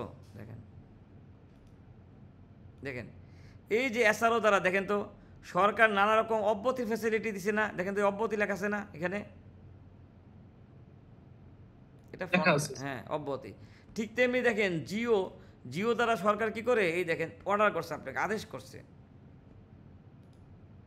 এই যে সরকার কি করছে, এই যে সফটওয়্যার ব্যবহার সংক্রান্ত আদেশ করছে। এইভাবে ওই যে লাল কালিটা মানে কি, এগুলি মেয়াদ চলে গেছে, এগুলি এখন কার্যকর নাই। তাহলে এইভাবে সরকার আদেশ করছে। তাহলে একটা পেলাম আইন, একটা পেলাম বিধি, একটা পেলাম এসআর, একটা কি পেলাম আদেশ। তারপরে দেখেন স্পেশাল অর্ডার, হ্যাঁ সাধারণ আদেশ, বিশেষ আদেশ। এটা সবার জন্য না। মনে করেন আপনার কোম্পানি রূপপুর পরমাণু বিদ্যুৎ কেন্দ্রে সাপ্লাই দেয়, ঠিক আছে, তাহলে আপনার জন্য এই আদেশটা, এটা কি সবার জন্য না, তাহলে এটা কি স্পেশাল কারোর জন্য, তাহলে এটাকে আমরা কি বলছি স্পেশাল অর্ডার। ঠিক আছে, তাহলে সবার জন্য দেন, স্পেশাল কারোর জন্য। তারপরে একটা জিনিস দেখেন ব্যাখ্যা, খেয়াল করেন, একটা হলো কি ব্যাখ্যা। এখন দেখেন আপনারা বলেন আপনাদের মধ্যে বাণিজ্যিক আমদানিকারক কেউ আছেন? বলছি রিয়েলিস্টিক উদাহরণ দিলে সুবিধা হবে। হ্যাঁ, এনবিআর কেউ থাকলে মাইন্ড করেন না। বাণিজ্যিক আমদানিকারক কেউ আছেন? কেউ নাই? জি স্যার, আমি বাণিজ্যিক আমদানিকারকের কাজ হয় স্যার আমার গ্রুপে একটা। আচ্ছা যাক, এখন বলেন আপনার মনে কোশ্চেন জাগে না যে ব্যাট অফিস থেকে বলছে যে 47% এডিশন করে নিয়ে আসেন, এটা কই আছে? বলে কিনা শখ দেওয়ার সময়? জি স্যার, এটা তো প্রায় বলে। হ্যাঁ, আমার এক ক্লায়েন্ট বিকালবেলা আসছে, বুঝছেন, ক্লায়েন্ট ট্রেনিং করছিল আর কি। উনি এসে বলতেছে যে ভাই আমার এই 15টায় না কি হয়েছে, লস হয়েছে। আমার কি হয়েছে, যেই দামে অ্যাসেসমেন্ট করছে আমি ওই দামে বিক্রি করতে পারি নাই, কিন্তু ব্যাট অফিস থেকে বলছে 47% এডিশন করে নিয়ে আসেন। এখন আপনার মনে কোশ্চেন জাগে কিনা এই 47%টা কোথেকে আসছে? আমার তো 47% এডিশন হয় না। কোশ্চেন জাগে কিনা বলেন? তাহলে এইরকম এখন ছাত্র আন্দোলন চলতেছে, এখন যদি এরকম আপনারা বৈষম্য বিরোধী ব্যাট আন্দোলন শুরু করে দেন, করতে পারেন কিনা? মজা করতেছি ভাই, কেউ সিরিয়াসলি নিয়েন না। জি স্যার, বৈষম্য বিরোধী ব্যাট আন্দোলন করা উচিত স্যার, অনেক জায়গায় বৈষম্য হচ্ছে। মজা করতেছি, মজা চলেই নেন। এখন যদি আপনারা আন্দোলন করেন বা কেউ যদি এরকম অভিযোগ করে, সে এনবিআর কাছে ব্যাখ্যা চাইতে পারে কিনা যে আমি 47% এডিশন কেন দেবো, আমার তো এডিশন হয় 10%? করতে পারে? ব্যাখ্যা চাইতে পারে কিনা? বরাবর ব্যাখ্যা চাইতে পারে, ঠিক না? আবার জাতীয় রাজস্ব বোর্ড ইচ্ছা করলে নিজেরও ব্যাখ্যা দিতে পারে না? তাহলে বুঝছেন না, আমি একটা উদাহরণ দিয়ে বুঝাইলাম। ঠিক তেমনি আপনি একটা ব্যবসা পরিচালনা করেন, এই যে আপনার কাছে প্রশ্ন জাগলো যে আমার কোম্পানি আইটেনেবল সার্ভিস অর্ধেক করে, অর্ধেক কনসালটেন্সি বা ব্যাটেবল সার্ভিস করে, এখন আমি কি ব্যাট পুরোটা ফ্রি পাবো, ওটা অর্ধেক অর্ধেক পাবো? আপনি ব্যাখ্যা চাইতে পারেন না? জি স্যার, পারে স্যার। এখন যদি ব্যাখ্যা এরকম হয়, এনবিআর এর ব্যাখ্যা যে না আপনি পুরাটার উপরে ব্যাট দিবেন, তাহলে বস আপনি ধরে দিব কিনা এটা বলেন? জি স্যার, ধরে দিব স্যার। ইনডাইরেক্টলি বলে এলাম যে সাবধানে থাকেন, দরকার নাই এগুলি নিয়ে ইয়ে করার। এখন যাক, এইভাবে ব্যাখ্যাটা দুই পক্ষ থেকে আসতে পারে কিনা বলে। ভাই আপনারা মাইন্ড করেন না, ভাইয়ের সাথে আমার আগের থেকে পরিচয়, ঠিক আছে? ওনাদের কোম্পানিতে আমি ট্রেনিংও করছি। আচ্ছা যাক, আমিও তো ট্রেনিং করি, ঠিক না? এটা আমি একটা অন্য একটা কোর্স করছি, ব্যাটের কোর্স না। তাহলে বলেন যে এই ব্যাখ্যাটা কি আপনিও চাইতে পারেন, আপনাকেও কি দিতে পারে কিনা বলেন? এনবিআর নিজের থেকে ব্যাখ্যা দিতে পারে, আপনারা চাইতে পারেন কিনা? স্যার ভাই আপনারা কি কোনো রাগ করছেন, কথাবার্তা বলেন না কেন? না স্যার। আচ্ছা দেখেন, তাহলে আমরা কি জানলাম? আইন বিধি পরে কয়টা জিনিস আছে? একটা হলো প্রজ্ঞাপন, একটা হলো কি প্রজ্ঞাপন বা এসআরও, স্টেট রেগুলেটরি অর্ডার, সাধারণ আদেশ বা জেনারেল অর্ডার বা জিও, স্পেশাল অর্ডার বা এসও বিশেষ আদেশ, তারপরে হলো কি ব্যাখ্যা। চারটা জিনিস, ঠিক আছে? তাহলে দুইটা, চারটা, ছয়টা। তিনটা তফসিল সম্পর্কে আইডিয়া থাকতে হবে। প্রথম তফসিল, দ্বিতীয় তফসিল, তৃতীয় তফসিল। প্রথম তফসিল হচ্ছে কি অব্যাহতিপ্রাপ্ত বা পণ্য বা সেবার লিস্ট। এই তফসিলে থাকলে ওই পণ্য বা সেবার উপরে কি নাই, কোনো ভ্যাট নাই, ভ্যাট নাই। হ্যাঁ, অব্যাহতি। দ্বিতীয় তফসিল, ভ্যাট তো দিবেন, সাথে সাথে কি করবেন, এসডিও দিবেন। যেমন ক্ষতিকর পণ্য, হ্যাঁ আমাদের দেশে শিল্প বিকাশে বাধাগ্রস্ত হয় এমন পণ্য, লাক্সারিয়াস প্রোডাক্ট, এগুলির উপর সরকার কী করে সম্পদ শুল্ক নির্ধারণ করে দেয়। তাহলে এটা হলো কি দ্বিতীয় তফসিল। আর আমরা বলি না ওই যে ব্যবসায়ী ট্রেডিং ভ্যাট 5%, যোগানদারের 7.5, এরকম বিভিন্ন হার আছে না, ট্রাঙ্কেটেড রেট। এটা হলো তৃতীয় তফসিল, বিবিধ হার, 5%, 7.5%, 10%, সুনির্দিষ্ট, এগুলি আছে কোথায়, তৃতীয় তফসিল। তাহলে ভ্যাট নিয়ে কাজ করতে হলে আমাদের এই কটা জিনিস জানা লাগবে। প্রথম হলো আইন বিধি, তারপরে প্রজ্ঞাপন, এসআরও, স্পেশাল অর্ডার, ব্যাখ্যা, তারপর কি তিনটা তফসিল। আপনি কোনো কিছু প্রথমে আইনে খুঁজবেন, তারপর বিধিতে খুঁজবেন, তারপর এসআরও আছে কিনা দেখবেন, তারপর জিও আছে কিনা দেখবেন, তারপর স্পেশাল অর্ডার আছে কিনা দেখবেন, কোনো জায়গায় ব্যাখ্যা দেওয়া আছে কিনা দেখবেন, এই তিন তফসিল আছে কিনা দেখবেন। তারপর দেখবেন কি কোনো মামলার কোনো রেফারেন্স আছে কিনা। যদি না পান তাহলে কি করবেন, কনসালটেন্সের কাছে যাইতে হবে। না কনসালটেন্সের না, তাহলে কারো কথা বিশ্বাস করবেন না, নিজের বিবেক বুদ্ধিতে চলবেন। কেউ যদি শোনে, কেউ যদি আপনাকে রেফারেন্স না দেখাইতে পারে, কনসালটেন্ট যদি রেফারেন্স না দেখাইতে পারে, কনসালটেন্সের কথা, আমার নিজাম ভাইয়ের কথা বিশ্বাস করবেন না। যদি রেফারেন্স না দেখাইতে পারে কি করবেন না, ওটা অবিশ্বাসযোগ্য। না অবিশ্বাসযোগ্য না, বলবেন যে ভাই ভুল ব্যাখ্যা দিলে হইব না, আপনি রেফারেন্স দেন, কি বলেন? তবে এখন যদি জ্ঞানী গুণীরা বলে, জাকির স্যার বলে, ইয়া বলে, তাহলে একটু সাবধানে ইয়া করবেন যে যেহেতু স্যাররা আইনের লোক, বই লেখছে, স্যারদের ব্যাখ্যাটা হয়তো কি যুক্তিযুক্ত, অবস্থা বুঝে কি ব্যক্তি বুঝে তারা এটা কি ইয়া করবে, ঠিক না, গ্রহণযোগ্যতা ইয়া করবেন, কি বলেন? জি স্যার। মনে করেন জাকির স্যার, রূপ স্যার, মাহবুব স্যার একটা কথা বলা আর একজন ছোট্টখাটো ইন্সপেক্টর বলা একইভাবে বলেন? না স্যার অবশ্যই না। তাহলে ওই ব্যক্তি অনুযায়ী তার কথার ব্যাখ্যাটা করবে, ঠিক না? এবার চিন্তা করেন, কারণ এখন দেখবেন যে আমার ছাত্ররা ব্যাটের ট্রেনিং করায়, কারণ ওর ব্যাখ্যা শুনলে ও যদি রেফারেন্স ওর কথা বিশ্বাস করবেন? বলেন, আমি কাউকে মিন করতেছি না, আমার কথাও বিশ্বাস করবেন না, ওর কথা কি আমার কথা বিশ্বাস করবেন না। তাহলে এই পর্যন্ত যে আলোচনা করলাম, আপনাদের কারো প্রশ্ন থাকলে বলেন। এখন বলেন, ব্যাট নিয়ে কাজ করতে হলে যে আপনাদের ব্যাটের ট্রেনিং করতেছেন, কি কি জিনিস জানা লাগবে, এটা তো সবাই ক্লিয়ার কিনা? জি স্যার ক্লিয়ার স্যার। প্রশ্ন নাই কারো? পড়াশোনা করতে হবে স্যার, বিকল্প নাই চাকরির পাশাপাশি। শোনেন, পড়াশোনা যারা বিসিএস ক্যাডার হয় তারা কিন্তু বছর বছর পরীক্ষা দেয় না। তাহলে আপনি কেন মনে করলেন যে আপনার চাকরিতে তো পড়ালেখা আছে? কি বলেন? যারা পেশায় আছেন ভাই, এবার নিয়ে না, মজা করতেছি, সবসময় পড়ালেখা করতে হবে, কি বলেন? প্রতি বছর তো আইন কানুন চেঞ্জ হয়, ঠিক না? যে পড়ালেখা করলো না সে কি করলো না, সে নিজের বৃদ্ধি করলো না। আচ্ছা দেখ, এই মতো সবাই ক্লিয়ার? এখন দেখেন, আচ্ছা এখন আইন সম্বন্ধে তো ধারণা নাই স্যার, আইন বিধিমালায় ধারণা নাই দেখে তো ধারণা দেওয়ার চেষ্টা করতেছি। হ্যাঁ, এখন দেখেন 2019 সালের থেকে বলেন কয় বছর হয়েছে? 19 থেকে 20 এক বছর, দাঁড়ান, 20 থেকে 21, 21 থেকে 22, 22 থেকে 23, 23 থেকে 24। তারপরে বলে দেই, আপনারা মাথায় রাখেন যারা ওই যে এখনো মানে 5 বছর পার হয় নাই, দুইটা আইন ছিল কিন্তু, একটা হলো নতুন আইন আর একটা কি পুরাতন আইন। একটু আলোচনা করে দেই, কারণ এখনো অনেকে অডিটে আছেন। তাহলে আপনারা জেনে রাখবেন 2019 সালের জুলাইয়ের আগে একটা আইন ছিল, এটাকে আমরা বলি কি মূল্য সংযোজন কর আইন 1991। ওই আইনের একটা বিধিমালা ছিল, এটাকে আমরা বলি কি মূল্য সংযোজন কর বিধিমালা 1991। তাহলে 2019 সালের জুলাইয়ের আগে যদি কারো মানে এখনো ফাইলপত্র থাকে, কারণ কি আপনারা বলেন, আপনারা তো জানেন না, তাহলে বলা ঠিক হবে না। যারা স্বাভাবিক ব্যাটের কার্যক্রম করে তাদের খাতাপত্র রাখতে হয় কিন্তু 5 বছর, খেয়াল করেন। আর রপ্তানিকারকের খাতাপত্র রাখতে হয় কয় বছর? 3 বছর। তাহলে কারো যদি এখন অডিট হয়, যদি 2019 সালে জুলাইয়ের আগে যদি তার কারো লেনদেন থাকে, তাহলে পুরাতন আইনে অডিট হবে না ভাই? হ্যাঁ, তাহলে মাথায় রাখবেন, কারো যদি পুরাতন আইনে কোনো কার্যক্রম থাকে তাহলে সে এই 1991 সালের আইনে অডিট হবে, 91 সালে বিধিমালা অডিট হবে। তখনও কিন্তু আলাদা এসআরও ছিল, তখনও আলাদা ব্যাখ্যা ছিল। এই দুই আইনের পার্থক্যটা কিন্তু বুঝতে হবে, বুঝতে পারছেন সবাই? আচ্ছা, এখন এই জিনিস যেহেতু আলোচনা করছি, আরেকটা জিনিস আলোচনা করে দিই। এই দুই আইনের মধ্যে কিন্তু কিছু মেজর পার্থক্য আছে, খেয়াল করেন। দুইটা আইনের মধ্যে কি মেজর পার্থক্য আছে? পার্থক্যগুলি কি দেখেন। মনে করেন আপনাদের মধ্যে এক ভাই দোকানে গেল একটা টি শার্ট কেনার জন্য, দোকানে গিয়ে টি শার্টটা কিনলো। এখন দোকানদারকে যখন বিল দিতে গেল, দোকানদার বলল যে টি শার্টের দাম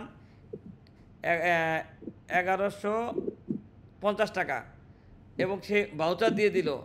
তাহলে আপনি টি শার্টটা নিয়ে চলে আসলেন, আরেক দোকানে গেলেন, সে বলল টি শার্টের দাম 1000 টাকা, কিন্তু বিল দেওয়ার সময় বলল, মানে গায়ে লেখা আছে, বিল দেওয়ার সময় বললো যে ভাই আপনি 150 টাকা কি ভ্যাটের টাকা দেন। তাহলে দুইটার ভিতরে কি পার্থক্য বলে? ইনক্লুডিং ভ্যাট আর এক্সক্লুডিং। হ্যাঁ, তাহলে যার টি শার্টের গায়ে লেখা ছিল 1150, সে আর কোনো টাকা চাইলো না, তার মানে ওটার ভিতরে ভ্যাট ইনক্লুডিং করা ছিল। আর যেই ভদ্রলোক ওই 1000 টাকা রাখছিল, কিন্তু বিল দেওয়ার সময় বলছে আর 150 টাকা আলাদা খুচরা দেন, এটা ভ্যাটের টাকা, তার মানে ওটা কি দাঁড়াইলো? ভ্যাট বাইরে। আচ্ছা, বর্তমান আইনে এই এক্সক্লুডিং করার কিন্তু সুযোগ নাই। আমি জানি আপনারা অনেকটা সুপার শপের নাম বলবেন, নাম বলার দরকার নাই, সুপার শপরা রাখে, এটা টোটালি অন্যায়। বর্তমান আইনে এটা কি নাই, কোনো সুযোগ নাই, খেয়াল করেন।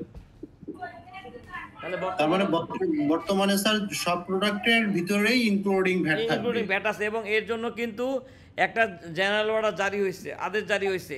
এখন অনেক সুপার শপ এখনো মানে না, ঠিক আছে? অনেক সুপার শপ মানে, অনেক সুপার শপ মানে না। আপনারা চাইলে জেনারেল অর্ডার নাম্বার দিতে পারবো। জেনারেল অর্ডার জারি হয়েছে যে এখন থেকে পণ্যের মূল্যের মধ্যে ভ্যাট অন্তর্ভুক্ত থাকবে।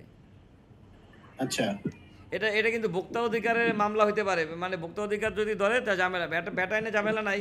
ভ্যাট আইনে হলো কি উনি ভ্যাট ফাঁকি দিছে কিনা, ভ্যাট আইনের কথা হলো উনি যেই টাকা ভ্যাট দিছে কিনা, কিন্তু ব্যাটা নিয়ে আবার একটা অর্ডারের ভিতরে বলা আছে পণ্যের মূল্যের সাথে ব্যাট অন্তর্ভুক্ত করে মূল্য লেখা থাকতে হবে। তাহলে আপনি এমআরপির উপরে ব্যাট যোগ করলে এটাকে মূল্য ঠিক থাকলো বলেন? না স্যার। আচ্ছা যাক, ওটা আমার বিষয় না, আমি বুঝাইলাম আপনাদের। তাহলে বলেন স্যার জেনারেল কত স্যার? এখনই বলা লাগবে না ক্লাসের মধ্যে দেখাইলে হবে?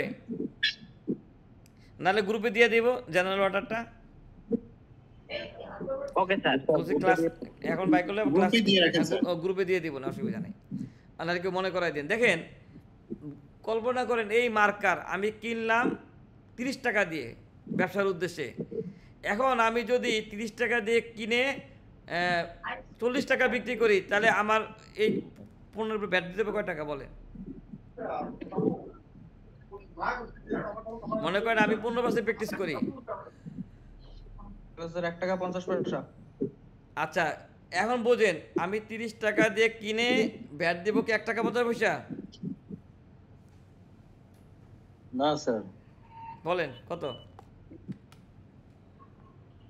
1 টাকা 50 পয়সা। না না, আপনি বোঝেন, আমি 30 টাকা দিয়ে কিনছি, হ্যাঁ 30 টাকার মধ্যে ব্যাট ছিল কয় টাকা?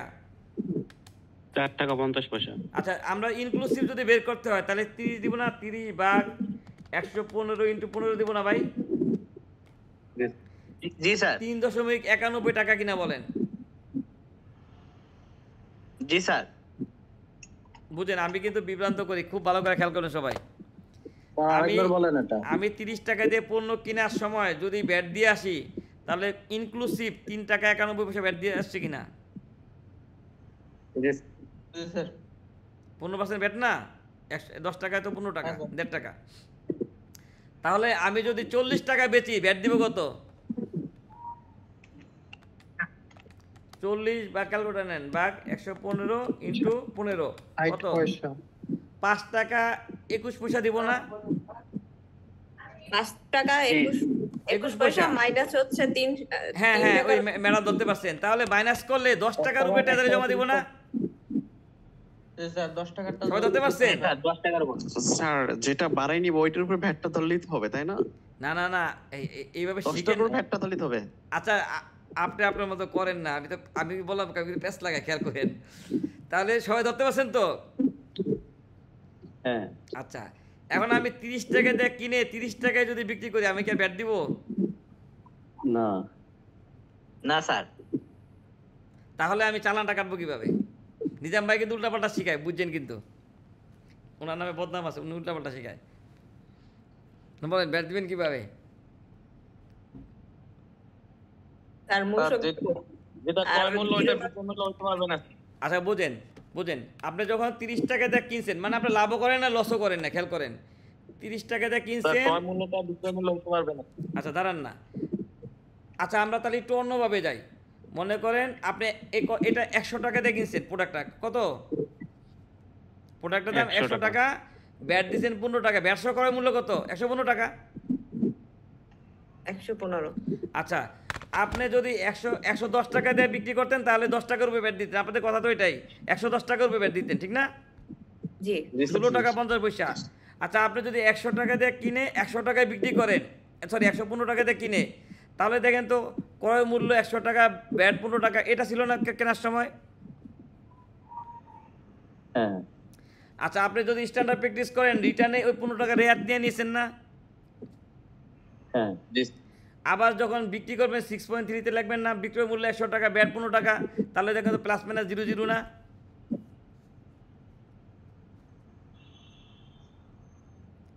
আপনি যখন ব্যাট চালানটা কিনলেন 9.1-এ, আপনি যখন ক্রয় মূল্য 100 টাকা লিখবেন না, রেয়াত 15 টাকা লিখবেন না? কারণ আপনি জানেন আপনি 15 টাকা রেয়াত পান, কি বলেন? ঠিক না? আর বিক্রি করার সময় কি করবেন? আবার 100 টাকায় তো বিক্রি মূল্য, তার উপরে 15% ব্যাট দিয়ে বিক্রি করবেন 115 টাকা ইনক্লুসিভ না? তাহলে কি আপনার কেনা আর বেচা সমান কিনা বলেন? সমান সমান। প্রথমেই স্যার যে ক্যালকুলেশনটা বুঝাইলেন, না এটাই তো প্রথমেই তো। কি বলেন, ঠিক আছে না? জি জি জি। আচ্ছা এখন 100 টাকা দিয়ে কিনে 90 টাকা বেচতে কি করবেন?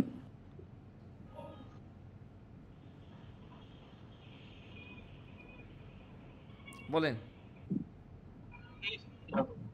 স্যার এইটা সম্ভব কিনা সেটা জানি না। 90 না টাকা না বিক্রি করলে ম্যাডাম, সম্ভব তো, 90 টাকা শুনে টাকা। শুনে সম্ভব হয়, মাঝে মাঝে হয় আমরা ব্যবসা করতে যে ধরা খাই না। জি স্যার। আপনি বিদেশ থেকে কিছু চকলেট ইম্পোর্ট করছেন, বুঝছেন, চকলেট ইম্পোর্ট করছেন, এখন দেখা গেলো অনেক সময় হয় না যে হরতাল অবরোধের কারণে 2-3 মাস ব্যবসা বাণিজ্য, এই যে ইদানিং যে ব্যবসা বাণিজ্য ইয়া হলো, প্রোডাক্টের মেয়াদটা চলে গেছে, আপনারা গেট 1 বাই 1 ফ্রি দিয়ে দেন না? জি স্যার। 3 মাস মেয়াদ ছিল, 1 মাস তো আন্দোলন চললো, করোনা আসলো, তাহলে আপনি বলেন অনেক সময় চালানটা উঠান কিনা, বলেন যে লস টাকা আমার অর্ধেক টাকা উঠে আসো, জি জি হতে পারে না? তাহলে ব্যাটের ভাষায় একটা কথা বলা আছে, ধারা 46-এ বলা আছে, পণ্যের ক্রয় মূল্য থেকে বিক্রয় মূল্য যদি কম হয় তাহলে আপনি কি পাবেন না, কেনার ব্যাটটা ফেরত পাবেন না। তাহলে আপনি কি করবেন, অন্তত কেনা দামে ব্যাট চালান কাটবেন, বুঝেন? কেন স্যার? তাহলে 90 টাকা বিক্রি করলো, তাহলে আমার 100 টাকায় ভ্যাট চালান। না, আপনি কাস্টমারদেরকে বলবেন কি, ভাই তুমি 90 টাকা দাও, কিন্তু আমার ব্যাট চালান হবে 100 টাকায়, নাহলে কিন্তু আপনি ওই ওই ওই কেনার 15 টাকা কাটা যাবে, 90 টাকার উপরে ব্যাট দিতে হবে আপনাকে এখন। তাহলে আপনি এই ঝামেলা যাবেন না, অন্তত দিব না নিব না, কোনটায় যাবেন? দিব না নিব না। বুঝতে পারছেন আপনি? আপনি ব্যাটের ভাষায় 6.3 কাটবেন কত, ওই 100 টাকায়, 100 টাকার উপর 15 টাকা, কিন্তু কাস্টমারটা কি বলবেন যে আপনি 90 টাকা দেন, এটা আমার ব্যাট চালান। না হলে তো আপনাকে বলছে কি, ধারা 46 লাস্টেতে সম্ভবত নতে বলা আছে যে ক্রয় মূল্য থেকে বিক্রয় মূল্য কম হলে কেনার ব্যাটটা মানে রেয়াত কাটা যাবে। তা ঝামেলা না, কি বলেন? বুঝতে পারছি স্যার, এখানে একটু টেকনিক করতে হবে আর কি। না তাহলে তো আপনার বেতন হবে 1 লাখ টাকা, হ্যাঁ, নাহলে তো আপনি টেকনিক না স্যার, এটা হচ্ছে আমাদের রেকর্ডিং এ ঠিক রাখতে হবে। না রেকর্ডিং ঠিক রাখে, বুঝেন? আপনি যদি মনে করেন এখন আপনি ওই 10 টাকা কমায় অ্যাকচুয়াল অ্যাকাউন্টস করতে যায়, তো আপনার কোম্পানি ক্ষতি হয়ে যাবে না? ক্ষতি হয়ে যাবে, জি জি। 90,000 টাকার উপরে তো আবার ট্রেজারি দিতে হবে, কি বলেন? এমনিতে ব্যবসা নাই, তাহলে এইভাবে বুঝেন। শুনেন, এই দেশে যদিও প্রকাশ্যে বলা ঠিক না, এই দেশে ব্যাটের কাজ করতে হলে 4টা জিনিস মাথায় রাখবেন: আইন, লাইন, সাইকোলজি, অভিনয়। আর বলা যাবে না, যদিও রেকর্ডিং আপনারা পাওয়া দেবেন, ঠিক আছে? এই 4টা জিনিস খেয়াল রাখবেন।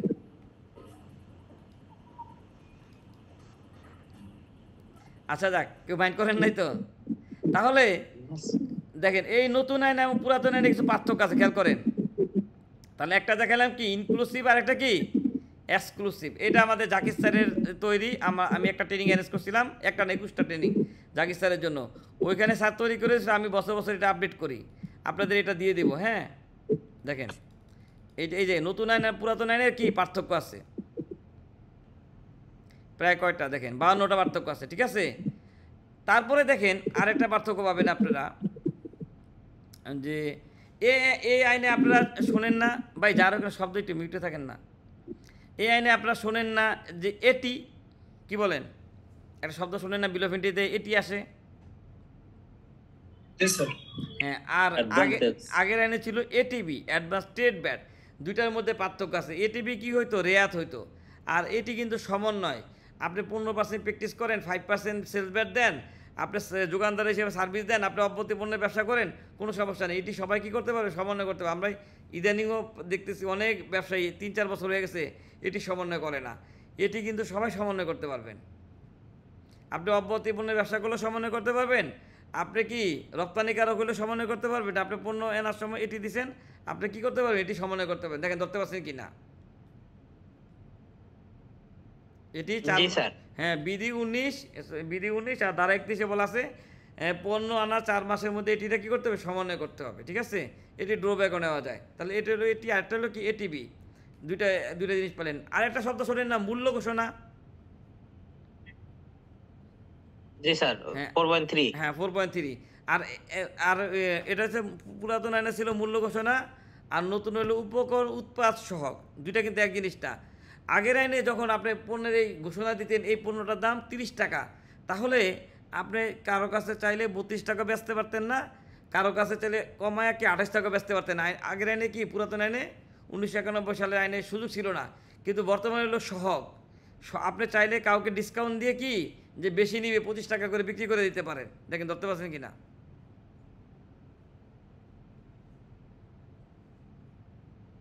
বর্তমান আইনে আপনি একই পণ্য একাধিক ব্যক্তির কাছে কি একাধিক রেটে বিক্রি করতে পারেন। আইনে কোনো জায়গায় বিক্রি বলা নাই যে এই পণ্য এত টাকায় বেচতে হবে। দেখেন ধরতে পারছেন সবাই? তাহলে এইভাবে এই পার্থক্যগুলি আপনারা দেখবেন। হ্যাঁ, পার্থক্যগুলি দেখবেন। এই দেখেন তাহলে মোটামুটি বলেন প্রাথমিক আলোচনা বুঝছেন কিনা আজকের? জি স্যার, বুঝতে পারছি। জি। আচ্ছা, তাহলে এই পর্যন্ত কারো কোশ্চেন আছে কিনা বলেন, তারপর সামনে আগাবো।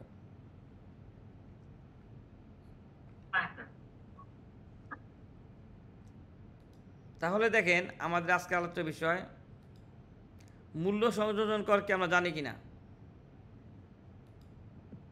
বলেন। জি স্যার জানি। মূসক কিভাবে কাজ করে এটা তো আইডিয়া পাইছেন। আচ্ছা, প্রত্যক্ষ কর পরোক্ষ কর নিয়ে আলোচনা করছি, নতুন আইন আর পুরাতন আইনের পার্থক্য আলোচনা করলাম। মূসক নিয়ে কাজ করতে হলে এই জিনিস জানা লাগবে। এখন আমরা নিবন্ধন আলোচনা করার আরও কয়েকটা জিনিস একটু আলোচনা করি। হ্যাঁ, আজকে কি নতুন কোনো টপিক শুরু করি না, 15 বাজে তো সময় আছে। দেখেন এর আগে কয়েকটা শব্দ আলোচনা করি। প্রথম হইলো আপনারা খেয়াল করেন। জি স্যার, আমাদের কি কি মূসকের যে যে পয়েন্টগুলো আছে 6.3 6.1 আর কি কি যেন আছে স্যার, এই বিষয়ে কি পার্টলি জি জি কোনো ক্লাসে সম্পূর্ণ ধারণা দেবেন না? জি, আলোচনা করব। আমি বলি আপনারা 6000 টাকার কোর্সই করবেন। হ্যাঁ, আমি নামে ফ্রি বলি আর যাই বলি, এই যে সিলেবাস অনুযায়ী ক্লাস করাবো। কারণটা কি, আমি ইদানিং ট্রেনিংয়ের থেকে ট্রেনিং ইদানিং কম করাচ্ছি। যাক, যেহেতু ঘোষণা দিচ্ছি অনলাইন ক্লাস অনেক দিন ধরে অনেকে ছিল ঢাকার বাইরে থেকে, এই জন্য আমি অ্যারেঞ্জ করলাম, বুঝছেন। আসলে ট্রেনিং নিয়ে এখন আমি ব্যবসা বাণিজ্যের জন্য একটু ব্যস্ত হয়ে গেছি, ঠিক আছে, এটা হচ্ছে ইয়া। এখন দেখেন আমি ওই একেবারে কড়া হিসাব থেকে শুরু করে শখ মতো রিটার্ন মতো সবই আলোচনা করব, আপনারা খালি ধৈর্য ধরেন। এখন আমরা কিছু টপিকস নিয়ে আলোচনা করি।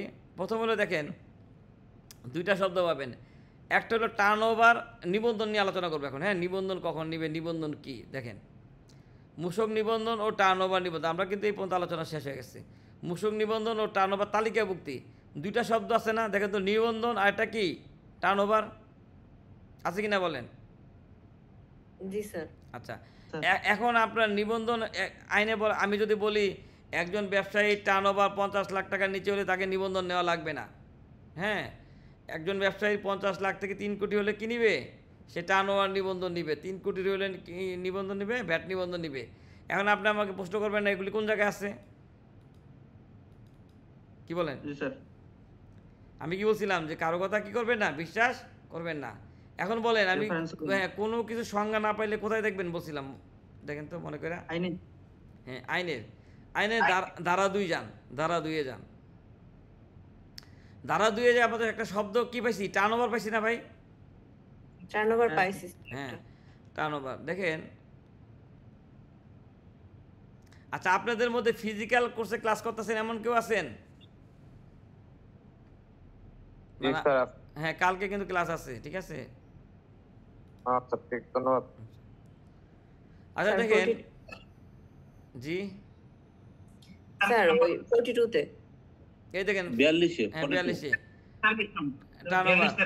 এই দেখেন টার্ন ওভার অর্থ কোনো ব্যক্তি কর্তৃক কোনো নির্ধারিত সময়ে, আচ্ছা নির্ধারিত সময় মানে কতদিন প্রশ্ন জাগতে পারে না, ধরেন 1 বছর। নির্ধারিত সময় মানে কি 1 বছর, 1 বছর। হ্যাঁ, বা কর মেয়াদে তার অর্থনৈতিক কার্যক্রম দ্বারা প্রস্তুতকৃত, আমদানিকৃত বা ক্রয়কৃত, শব্দটা কি করযোগ্য না, দেখেন তো শব্দটা কি বলেন, করযোগ্য। পণ্যের সরবরাহ বা করযোগ্য সেবা প্রদান হইতে প্রাপ্ত সমুদয় অর্থ। তাহলে শব্দটা হবে কি, করযোগ্য পণ্য, করযোগ্য সেবা না। আরেকটা পেলাম কি, নির্ধারিত সময় 12 মাস। এখন আমি একটু ঘটনা আকারে বলি, তাহলে মনে থাকবে। মনে করেন আপনার একটা ব্যবসা প্রতিষ্ঠান আছে, হ্যাঁ, যাত্রাবাড়ি বা মালিবাগে একটা ব্যবসা প্রতিষ্ঠান আছে, ধরেন মুদির দোকানে আছে। এখন ব্যাট অফিস থেকে এক কর্মকর্তা এসে বললো, ভাই আপনি ব্যাট নিবন্ধন নেন না কেন, বলতে পারে না? আচ্ছা, তা এই নিবন্ধনটা কিন্তু 3 পার্টে আলোচনা করবে, এটা একটা পার্ট আর 2টা পার্ট আছে। এখন এসে বললো যে ভাই আপনার টার্ন ওভার কত, আপনার কি টার্ন ওভার কত, আপনি বললেন যে ভাই কি মাসে 50 লাখ, তাহলে 1 বছরে কত হইব বলেন তো এভারেজ করলে?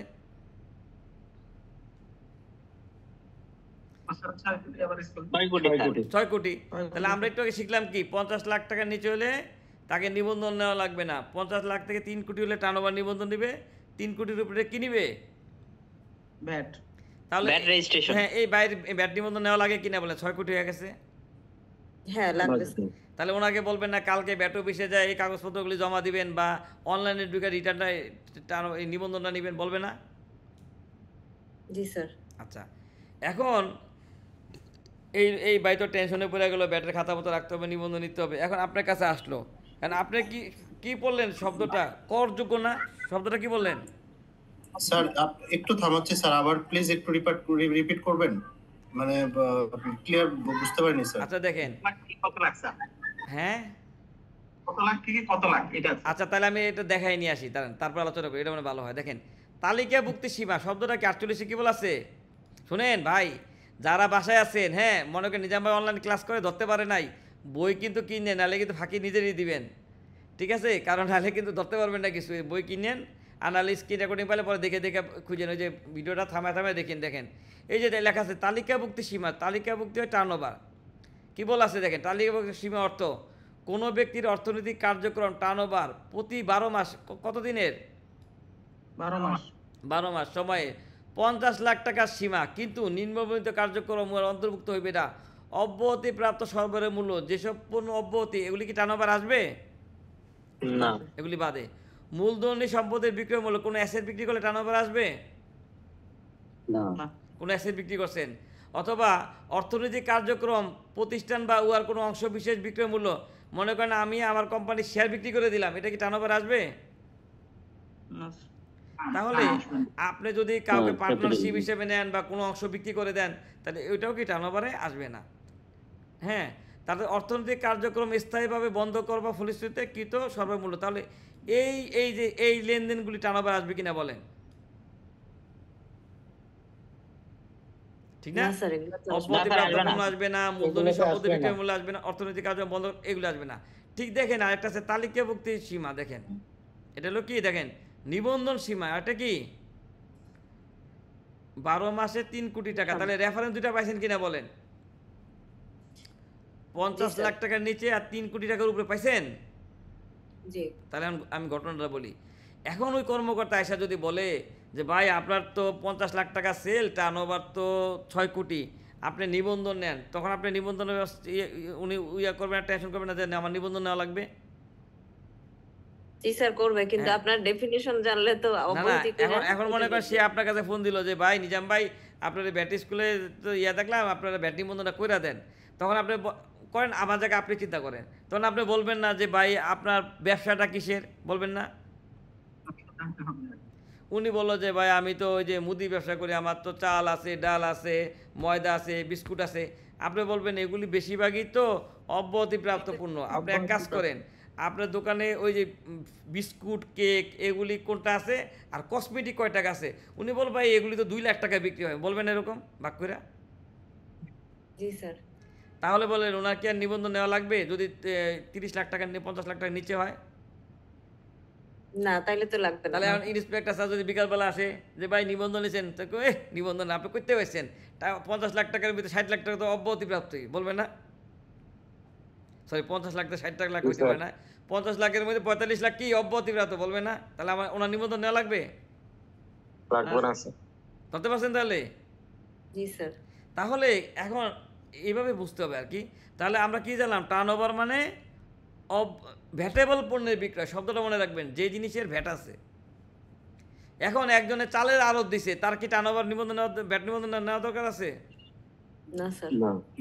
ধরতে পারছেন? একজন গোস্তের দোকান দিছে, একজন মুরগি ব্যবসা করতেছে, তাহলে এইভাবে চিন্তা করবেন যে আসলে এটা কিসের ব্যবসা, টার্নওভার হয় কিনা। ঠিক আছে, তাহলে আমরা কি জানলাম, টার্নওভার মানে ভ্যাটেবল পণ্যের বিক্রয়। খেয়াল করেন, ধরতে পারলেন কিনা?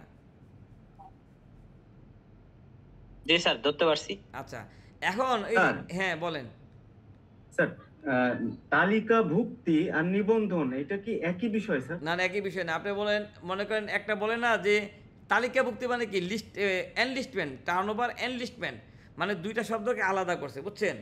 আমরা ওই যে ছোটবেলা পড়ছি না, বিজ্ঞাপনের অনেক অর্থ আছে, ইস্তেহার, তারপরে এরকম পড়ছিলাম না, আগুনের অনেক শব্দ আছে, প্রতিশব্দ, কি বলেন? জি স্যার। ঠিক তেমনি অনল, হুতাশন, ঠিক না, হুতু, এরকম অনেক শব্দ ছিল, ওই পড়ছিলাম আমরা ক্লাস 9-10-এ। ঠিক তেমনি টার্নওভার একটা জিনিস, তালিকাভুক্তি একটা জিনিস। টার্নওভার মানে হচ্ছে টার্নওভার তালিকাভুক্তি। শোনেন, টার্নওভার মানে অনেক ব্যবসা প্রতিষ্ঠান আছে যারা ক্ষুদ্র, বুঝছেন, এদের ওই বেচা কেনার উপরে ভিত্তি করে তারা কি রিটার্ন জমা দেয়, তাদের রেয়াত নেওয়ার কোনো পদ্ধতি নাই। এটা হলো টার্ন ওভার। যে যেমন আমার এক ক্লায়েন্ট আছে যারা কাগজের মণ্ড তৈরি করে, বুঝছেন, যে কাগজ, ওই যে পুরাতন নষ্ট কাগজ আছে না, এগুলি দিয়ে মিষ্টির কার্টুনে যে কাগজটা তৈরি করে, উনি টার্ন ওভার নিবন্ধন নিচ্ছে। টার্ন ওভার ব্যাট হচ্ছে 4%। মানে আপনার মানে আপনার ব্যবসার সেলস মানে ভলিউমের উপর ভিত্তি করে আপনাকে একটা ভ্যাট দিবেন, বুঝছেন, এটা হচ্ছে টার্ন ওভার। টার্ন ওভার হয় এনলিস্টমেন্ট, টার্ন ওভার তালিকাভুক্তি, আর ভ্যাট হয় কি নিবন্ধন। এই যে দেখেন মূসক নিবন্ধনযোগ্য ব্যক্তি, তাহলে আমি না বলছি যে এই আলোচনা করবো এগুলি কি রেফারেন্স দেখাই দিতে হবে, তাহলে বলেন রেফারেন্স পাইছেন কিনা? ধারা 4-এ কি বলা আছে বলেন? মূসক নিবন্ধন ব্যক্তি, নিম্নবিত্ত ব্যক্তি প্রত্যেক ব্যক্তি কোনো মাসের প্রথম দিন হইতে মূসক নিবন্ধনযোগ্য হইবেন। কি বলছে? যেই ব্যক্তি টার্নওভার পূর্ববর্তী মাসের 12 মাস। এখন মনে করেন আপনি আজকে একটা ব্যবসা প্রতিষ্ঠান খুললেন, 2 মাসের মধ্যে যদি আপনার টার্নওভার পার হয়ে যায়, তাহলে আপনি সাথে সাথে নিবন্ধন নেবেন না? জি স্যার। কিন্তু আগের সেলসের উপরে ভ্যাট কি দেওয়া লাগবে? লাগবে স্যার। কেন লাগবে বলেন? জানুয়ারি মাসে ব্যবসা খুলছেন, জানুয়ারি মাসে 10 লাখ টাকা বিক্রি হয়েছে, ফেব্রুয়ারি মাসে মনে করেন 4 কোটি টাকা বিক্রি হয়েছে, মার্চে যে আপনি 5 কোটি টাকা পার হয়েছে, তাহলে 3 কোটি টাকা, তাহলে আপনি কি আগেরগুলি ব্যাট দিবেন? আগে কি ব্যাট নিছেন আপনি বলেন? না। এতদিন কি নিছেন? তাহলে যেদিন থেকে নিবন্ধন নেবেন ওই দিন থেকে কাটা শুরু করবেন না? জি স্যার। কি বলেন? এখন যদি এরকম হয় যে আপনি 12 মাস যাওয়ার পরও টার্নওভার পার হয় না, তাহলে কি নিবন্ধন নেওয়া লাগবে? এবার চিন্তা করেন, বুঝেন নাই? মনে করেন আপনি একটা ব্যবসা প্রতিষ্ঠান খুললেন, যে এই মাসে টার্নওভার যোগ করলেন, তার দ্বিতীয় মাসে টার্নওভার যোগ করলেন, তৃতীয় মাসে টার্নওভার যোগ করলেন, সর্বোচ্চ 12 মাস পর্যন্ত যোগ করার পরে যদি টার্নওভার অতিক্রম না লাগে, আপনার নিবন্ধন নেওয়া লাগবে বলেন? লাগবে না। কিন্তু 3 মাসের সময় যদি আপনার টার্নওভার ওভার হয়ে যায়, তাহলে নেবেন, সাথে নেবেন না। এইভাবে মাথা রাখবেন যে সর্বোচ্চ 12 মাস পর্যন্ত যোগ করবেন। 12 মাস পার হলে কি করবেন? আর একটা মাস যোগ করবেন, পিছনে 1 মাস বাদ দিয়ে দিবেন না। এইভাবে সর্বশেষ 12 মাস চিন্তা করেন, ঠিক আছে? সর্বশেষ 12 মাস। আচ্ছা দেখেন, তারপর কি বলছে? যে ব্যক্তির প্রাক্কালীন টার্নওভার পূর্ববর্তী মাস, বলছে না শেষ, সব শেষ আর পূর্ববর্তী মাস আরম্ভ হইতে 12 মাস অতিক্রম করে, তাহলে আশা করি আপনার রেফারেন্সটা পাইছেন কোত্থেকে বলছি?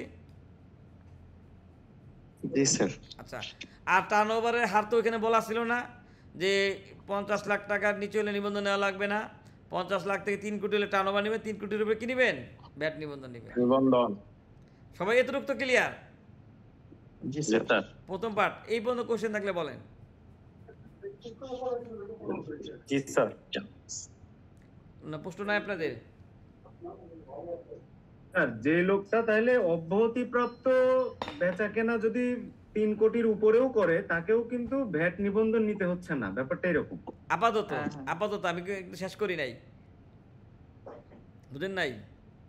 বলছি কি আপাতত, হ্যাঁ, পুরোটা শেষ করি তারপরে উত্তর পাবেন। ওকে স্যার, আপাতত ঠিক। হ্যাঁ আপাতত। দ্বিতীয় পার্ট দেখেন, সরকার আবার কি বলছে দেখেন, ধারা 4-এর উপধারা 2-এ বলছে, দেখেন উপধারা 1 মানে কি? এইটাকে বুঝাইছে না? দেখেন তো উপধারা 1 মানে কি? এই 1কে বুঝাইছে, ঠিক না? দেখেন উপধারা 1-এ যাহা কিছুই থাকুক না, মানে এখানে যাই বলা থাকুক না কেন, নিম্নবর্ণিত অর্থনৈতিক কার্যক্রম পরিচালনাকারী প্রত্যেক ব্যক্তিকে টার্নওভার নির্বিশেষে মূসক নিবন্ধন হইতে হইবে। তাহলে এই নিচের যারা আছেন, আপনার টার্নওভার যাই হোক, আপনাকে কি করতে হবে? ব্যাট নিবন্ধন নিতে হবে। মানে আপনার টার্নওভার নিবন্ধন নেওয়ার যোগ্যতা আছে, কিন্তু আপনি কি টার্নওভার পাবেন না। ধরতে পারছেন? কারা বুঝেন নাই? মনে করেন একজন, আমি যে বললাম না ওই যে মুদির দোকানদারের, ওনার টার্নওভার কত? না ওনার টার্নওভার 6 কোটি, কিন্তু ভ্যাটেবল টার্নওভার কত? ধরেন 1 কোটি। কিন্তু তারপরেও এই লিস্টের কারণে ওনাকে কি করতে হবে? ভ্যাট নিবন্ধন নিতে হবে। কী কারণে? দেখেন, বাংলাদেশে সম্পূর্ণ শুল্ক আরোপযোগ্য পণ্য সেবা সরবরাহ প্রস্তুত আমদানি। তাহলে দ্বিতীয় তফসিলের পণ্য আপনি যদি দোকানে বিক্রি করেন, আপনি যদি সরবরাহ করেন, প্রস্তুত করেন, তাহলে আপনাকে কী করতে হবে? এখন আপনারা জানেন সম্পূর্ণ শুল্ক কিসে কিসে আছে। মনে করেন কোনো মুদির দোকানে যদি সিগারেট বিক্রি করে, সিগারেটের সম্পূর্ণ শুল্ক আছে না? আছে স্যার। কোন মুদির দোকানে যদি মামপানি বিক্রি করে, মামপানিতে সম্পদ শুল্ক আছে না? আছে। কোন মুদির দোকানে যদি কোন আইসক্রিম বিক্রি করে বা কোল্ড ড্রিঙ্কস বিক্রি করে, আর কিছু বলা লাগবে? নর্মালগুলি বললাম, কোল্ড ড্রিঙ্কস, আইসক্রিম, হ্যাঁ, এগুলি তো সম্পদ শুল্ক আছে, কি বলেন? জি স্যার। তাহলে দ্বিতীয় তফসিলে কোনো পণ্য যদি, যেমন সিগারেটের দোকানদারও, তাহলে ভ্যাট নিবন্ধন নেওয়া লাগবে না? জি স্যার। যে টং দোকানে বিক্রি করে, হ্যাঁ, আইন অনুযায়ী। দোকানদার তো এরা তো সরবরাহ, প্রস্তুত বা আমদানি করতেছে না। এই দাঁড়ান ভাই, আমরা বুঝি, আমরা সবাই শোনেন, নলেজ শেয়ার করে দেখেন করেন। আপনি বোঝেন সিগারেটের দোকানদার সরবরাহ করতেছে কিনা বলেন? না স্যার, না স্যার। এটা তো সেবা সরবরাহ। বিক্রি করতেছে স্যার। পণ্য বিক্রি করতেছে স্যার। জি স্যার, সরবরাহ করতেছে। পণ্য বা সেবা আছে, ঠিক আছে। পণ্য বা সেবা। আচ্ছা হ্যাঁ, এটাই ব্যাখ্যা বোঝেন। পণ্য বা সেবা এটাকে আলাদা করছে। যদি পণ্য বা সেবা দুইটাই বোঝাচ্ছে না? পণ্য সরবরাহ, সেবা সরবরাহ না ভাই? পণ্য বা সেবা দুটোই বোঝাচ্ছে। তাহলে নেওয়া লাগবে কিনা বলেন? নেওয়া লাগবে স্যার। দোকানদার তো সরবরাহ করে না, সে তো সরাসরি বিক্রয় করতেছে। ভাই দাঁড়ান, দোকানদার পণ্য সরবরাহ করছে কিনা বলেন? জি স্যার, সরবরাহ করতে। না স্যার, সরবরাহ তো করছে না। আচ্ছা, সরবরাহ না করলে আপনি পাইছেন কিভাবে? স্যার, সে তো সরাসরি সরবরাহ করছে স্যার। আচ্ছা দাঁড়ান, একটা জিনিস বুঝি, খেয়াল করেন।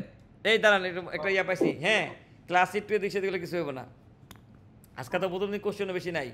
মনে করেন এক লোক বিদেশ থেকে মিল্ক পাউডার আনছে 20 কেজি। এই নতুন পুরাতন যারা চুপ থাকবেন, কথা বলবেন না, নতুনদের সুযোগ দিবেন, হ্যাঁ, ওনারা উত্তর দিতে না পারলে দিবেন।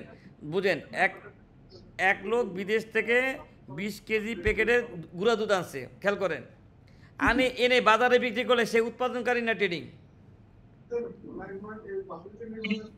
Trading sir. ট্রেডিং এর পর্যায়ে পড়ে। আচ্ছা, ট্রেডিং। আচ্ছা, এখন সে দেখলো যে 20 কেজির কাস্টমার কম, তার ভাই ওর তাকে পরামর্শ দিল, তুমি এক কাজ করো, সেম ব্যান্ড, সেম ইয়া, সব কিছু ঠিক রেখা ওই 1 কেজি আর হাফ কেজির কয়েকটা প্যাকেট বাই করো। সে দেখলো যে 1 কেজি আর হাফ কেজির প্যাকেট বাই করার কারণে তার প্রোডাক্টটা বেচা বৃদ্ধি পাইলো। এখন বলেন, সে কি উৎপাদনকারী না ট্রেডিং? ট্রেডিং। ট্রেডিং এর আরেক জাত, এটা তো সরবরাহ স্যার। না, সরবরাহতে আমরা যাই না, আমরা বলছি উৎপাদন না ট্রেডিং? ট্রেডিং করছে।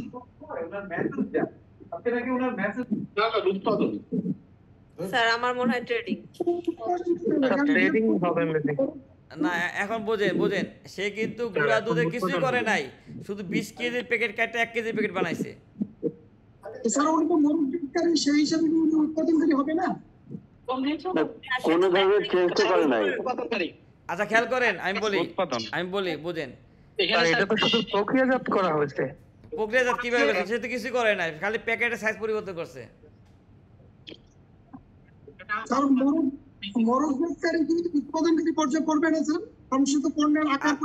আচ্ছা আমি বলি, শুনে, তৃতীয় তফসিলের অনুচ্ছেদ 3 বলা আছে, হ্যাঁ, সংজ্ঞাটা মনে রাখেন, আমরা বের করতেছি না, বই দেরি হয়ে যাবে। তৃতীয় তফসিলের অনুচ্ছেদ 3 বলা আছে, ব্যবসায়ী বলিতে ওই ব্যক্তিকে বুঝাইবে যে পণ্যের আকার, আকৃতি, গুণাগুণ, খেয়াল করেন, আকার, আকৃতি, গুণাগুণ পরিবর্তন না করিয়া পণ্যের বিনিময়ে বিক্রি করে। তাহলে উনি কি প্যাকেজ সাইজ পরিবর্তন করছে না? জি স্যার। জি স্যার। কি বলেন? সে 1 কেজি 20 কেজি কেটে 1 কেজি করছে, তাহলে সে উৎপাদন করছে। ঠিক তেমনি আপনি নারিকেল তেল কিনে আইন না, একটু পারফিউম দিয়ে দিলেন, তাহলে কি আপনি উৎপাদনকারী না? জি। ধরতে পারছি সবাই? তাহলে আমরা ওইখানে বলছি যাহা কিনেন তাহাই বেচেন, তাহলে কি আপনি ট্রেডিং? ট্রেডিং।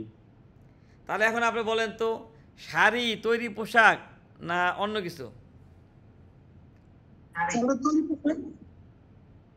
শাড়ি কি তৈরি পোশাক?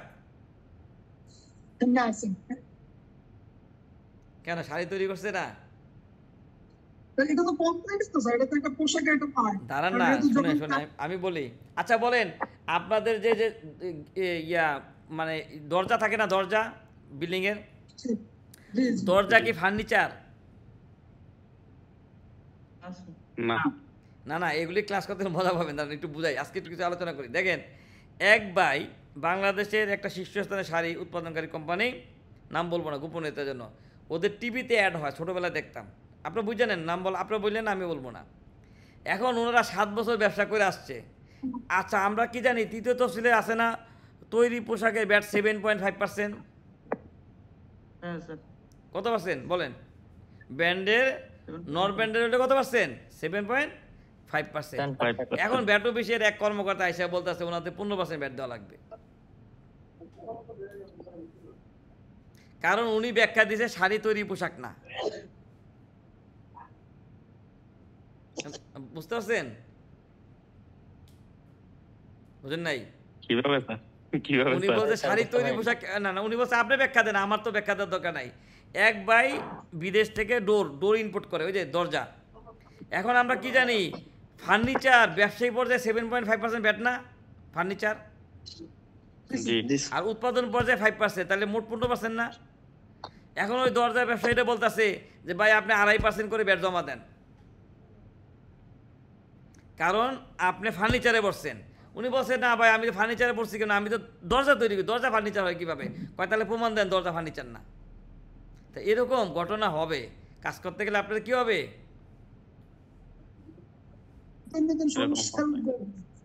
বুঝেন নাই? না না আপনাদের মাঝে মাঝে অভিজ্ঞতা হবে। আচ্ছা বলেন, রিক্সা কি গাড়ি? না। তাহলে অনেকে তো বলে রিক্সা গাড়ি, কি বলেন? তাহলে এইভাবে বোঝেন। হ্যাঁ যাক, মজা করতেছি, রাগ করেন না। তাহলে এইভাবেই আপনাদের কোশ্চেন আসবে। তাহলে আপনারা বুঝে নেন পণ্য সরবরাহ আর প্রস্তুত। হ্যাঁ, তাহলে এই কাজ করলে আপনার কি করতে হবে? সম্পদ শুল্ক সম্পদ শুল্কের এই পণ্য বা সেবা সরবরাহ সেবা দিলেও কিন্তু প্রস্তুত আমদানি করলে কি করতে হবে? ভ্যাট নিবন্ধন, টার্নওভার নিবন্ধন নিতে পারবেন না। কি নিবেন? ভ্যাট নিবন্ধন নেবেন। হ্যাঁ নিবন্ধন নিতে হবে। তাহলে দেখেন কোনো টেন্ডারে আপনি যদি কোথাও কোনো কোটেশনের মাধ্যমে কাজ করেন, মানে ওয়ার্ক অর্ডারের মাধ্যমে, টেন্ডারে অংশগ্রহণের মাধ্যমে চুক্তি বা কার্যাদেশের বিপরীতে পণ্য বা সেবা সরবরাহ করেন, তাহলে কি করতে ভাই লাইনে শেষ করে নেই, ভ্যাট নিবন্ধন নিতে হবে কিনা বলেন? আপনি কোথাও যদি কোটেশনের মাধ্যমে কাজ করেন, তাহলে আপনি ওয়ার্ক অর্ডারের মাধ্যমে কাজ করলে আপনি কি করতে হবে? টার্নওভার পাবেন না, ভ্যাট নিবন্ধন নিতে হবে। হ্যাঁ বলেন, তাড়াতাড়ি বললেন, যে বলবেন। দুঃখিত যে তার মানে অর্থ দাঁড়ালো দোকানদারকে তো ভ্যাট নিবন্ধন নিতে হচ্ছে না, তার মানে এই পথে যেটা আমরা কে বলছে নিতে হবে না? নিতে হবে তো। সে দোকানদারে বললেন আপনি আইসক্রিম বিক্রি করেন না, আপনি কি বলে আইসক্রিম বিক্রি করেন না, চকলেট বিক্রি করেন না, আপনি সিগারেট বিক্রি করেন না, বাম পানি বিক্রি করেন না। কিন্তু এখানে তো স্যার ব্যবসার কথা বলে না, এখানে তো সরবরাহের কথা বলছে। আচ্ছা ভাই ঠিক আছে, সরবরাহ যদি আপনার মনে হয়, না শোনেন আমি বলি, বাংলাদেশে মুদির দোকানে মানে বড় মুদির দোকান বাদে, স্বপ্ন আগোরা বাদে, ছোট মুদির দোকান ব্যাটের লোক ঝামেলা করেও না, বুঝলেন নাই? একমাত্র ডিপার্টমেন্টাল স্টোর যেটা বড় সাইজের বিগ পরিসরে, ওরকম ছাড়া কি দেখবেন ভোক্তা অধিকার ব্যাটের লোক কেউ কি ডিস্টার্ব করে না ওদের। স্যার টেন্ডারের মাধ্যমে কেউ যদি স্যার 50 লাখ টাকার নিচে তার বছরে বিক্রয় হয় বা কাজের পরিমাণ হয়, তাহলে কি তার ভ্যাট নিবন্ধন টার্নওভার নিবন্ধন নিতে হবে? আপনি টেন্ডারে পার্টিসিপেট করতে যাবেন, বুঝছেন? আপনার বিন আর টিন না থাকলে তো আপনাকে ওই ক্লায়েন্ট কোটেশনই দিতে দিবে না ক্রেতা, বুঝলেন নাই? হ্যাঁ টিন লাগবে, আর একটা কি বিনও লাগবে, না তবে কোটেশনই দিতে দিবে না। আচ্ছা দেখেন, কোনো আমদানি রপ্তানি ব্যবসায় নিয়োজিত, মনে করেন আপনি গমের ব্যবসা করেন, চালের ব্যবসা করেন, আপনার ভ্যাট নিবন্ধন না বাধ্যতামূলক বলেন, অব্যাহতিপ্রাপ্ত না? কিন্তু আপনি কি করবেন? বিদেশ থেকে গম ইম্পোর্ট করবেন, নিবন্ধন নেওয়া লাগবে কিনা বলেন? হ্যাঁ, তার মানে আপনি ডিম রপ্তানি করবেন, তার মানে এটা হইলো যে আপনার IRC করলে ভ্যাট দেওয়া লাগবে না, কিন্তু নিয়ম মানার জন্য কি আমার এক ক্লায়েন্ট ছাই রপ্তানি করে, কিন্তু তার কি IRC করা লাগছে না, এই জন্য উনি ভ্যাট নিবন্ধন নেওয়া লাগছে। তাহলে আপনি ইম্পোর্ট এক্সপোর্ট করলে কি করতে হবে? অব্যাহতিপ্রাপ্ত পণ্য হইলেও মসুর ডাল ইম্পোর্ট করেন, আপনার কি করতে হবে? ভ্যাট নিবন্ধন নিতে হবে। বিদেশি কোনো প্রতিষ্ঠানে ব্রাঞ্চ অফিস, ওই অনেক কোম্পানির ব্রাঞ্চ অফিস থাকে না বাংলাদেশে, লেয়াজ অফিস বা বিভিন্ন সংস্থার প্রজেক্ট অফিস থাকে, তাহলে তাদেরও কী করতে হবে? মূসক নিবন্ধন নিতে হবে। মূসক এজেন্টের লাইসেন্স নিলেও কী করতে হবে? আপনাকে মূসক নিবন্ধন নিতে হবে। নিতে হবে। হ্যাঁ, বোর্ড কর্তৃক নির্ধারিত ভৌগোলিক এলাকায় কোনো নির্দিষ্ট পণ্য বা সেবা ওই ইপিজেডে সাপ্লাই দিবেন, রপ্তানি প্রক্রিয়াজাত এলাকায় সাপ্লাই দিবেন, প্রস্তুত আমদানি সংক্রান্ত কার্যক্রম করলে আপনাকে কী করতে হবে? ভ্যাট নিবন্ধন দিতে হবে। তাহলে এই ব্যক্তিরা টার্নওভার যদি 50 লাখ টাকার নিচেও হইতো বা 3 কোটি টাকার নিচেও হইতো, তাহলে কি করতো? ওরা টার্নওভার না নিয়েও কি ভ্যাট নিবন্ধন নিত। শুনেন, নিবন্ধনের আরও কয়েকটা প্রকার আছে, যেমন ঐচ্ছিক নিবন্ধন, এগুলি নিয়ে আমি এখন আলোচনা করতেছি না, কারণ আজকে সময় পাবো না।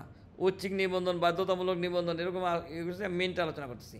এই পর্যন্ত বুঝছেন কিনা বলেন? তারপরে আমি বলছি আরেকটা জিনিস, যে সরকার কি করে, মাঝে মাঝে আদেশ জারি করে না? আদেশ জারি করে। 2019 সালের 16 নম্বর সরকার একটা আদেশ জারি করছিল, 2019 সালের 16 নম্বর আদেশ।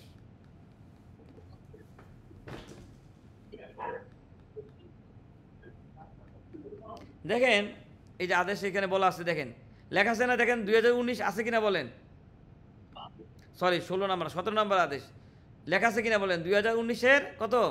17। আদেশগুলি এভাবে পড়তে হয়, 2019-এর 1, 2, 3, 4 এভাবে পড়তে হয়। হ্যাঁ, তাহলে বলছে না, টার্নওভার নির্বিশেষে মূল্য সংযোগ কর সম্পূর্ণ শুল্ক আইন 2012 এর আওতায় নিবন্ধিত হইবার লোকের দিক নির্দেশনা, মানে আদেশ করছে কিনা বলেন? সরকার কি বলছে দেখেন, মূল্য সংযোগ কর সম্পূর্ণ শুল্ক আইন 2012 এর ধারা 4-এর উপধারা 2 দফা এ প্রদত্ত ক্ষমতা বলে জাতীয় রাজস্ব বোর্ড নিম্নবর্ণিত টেবিল 1-এর কি উৎপাদনকারী না? দেখেন তো, টেবিল 1-এর কি উৎপাদনকারী, টেবিল 2-র কি সেবা প্রদানকারী, টেবিল 3-র এই সুপার শপ শপিং মল, এদের বলছে এই যে উৎপাদনকারীরা যা এই পণ্য উৎপাদন করে তাদের কি করতে হবে? মূসক নিবন্ধন নেওয়া লাগবে। দেখেন বাদ আছে কেউ? মোটামুটি আর সবাই চলে আসছে।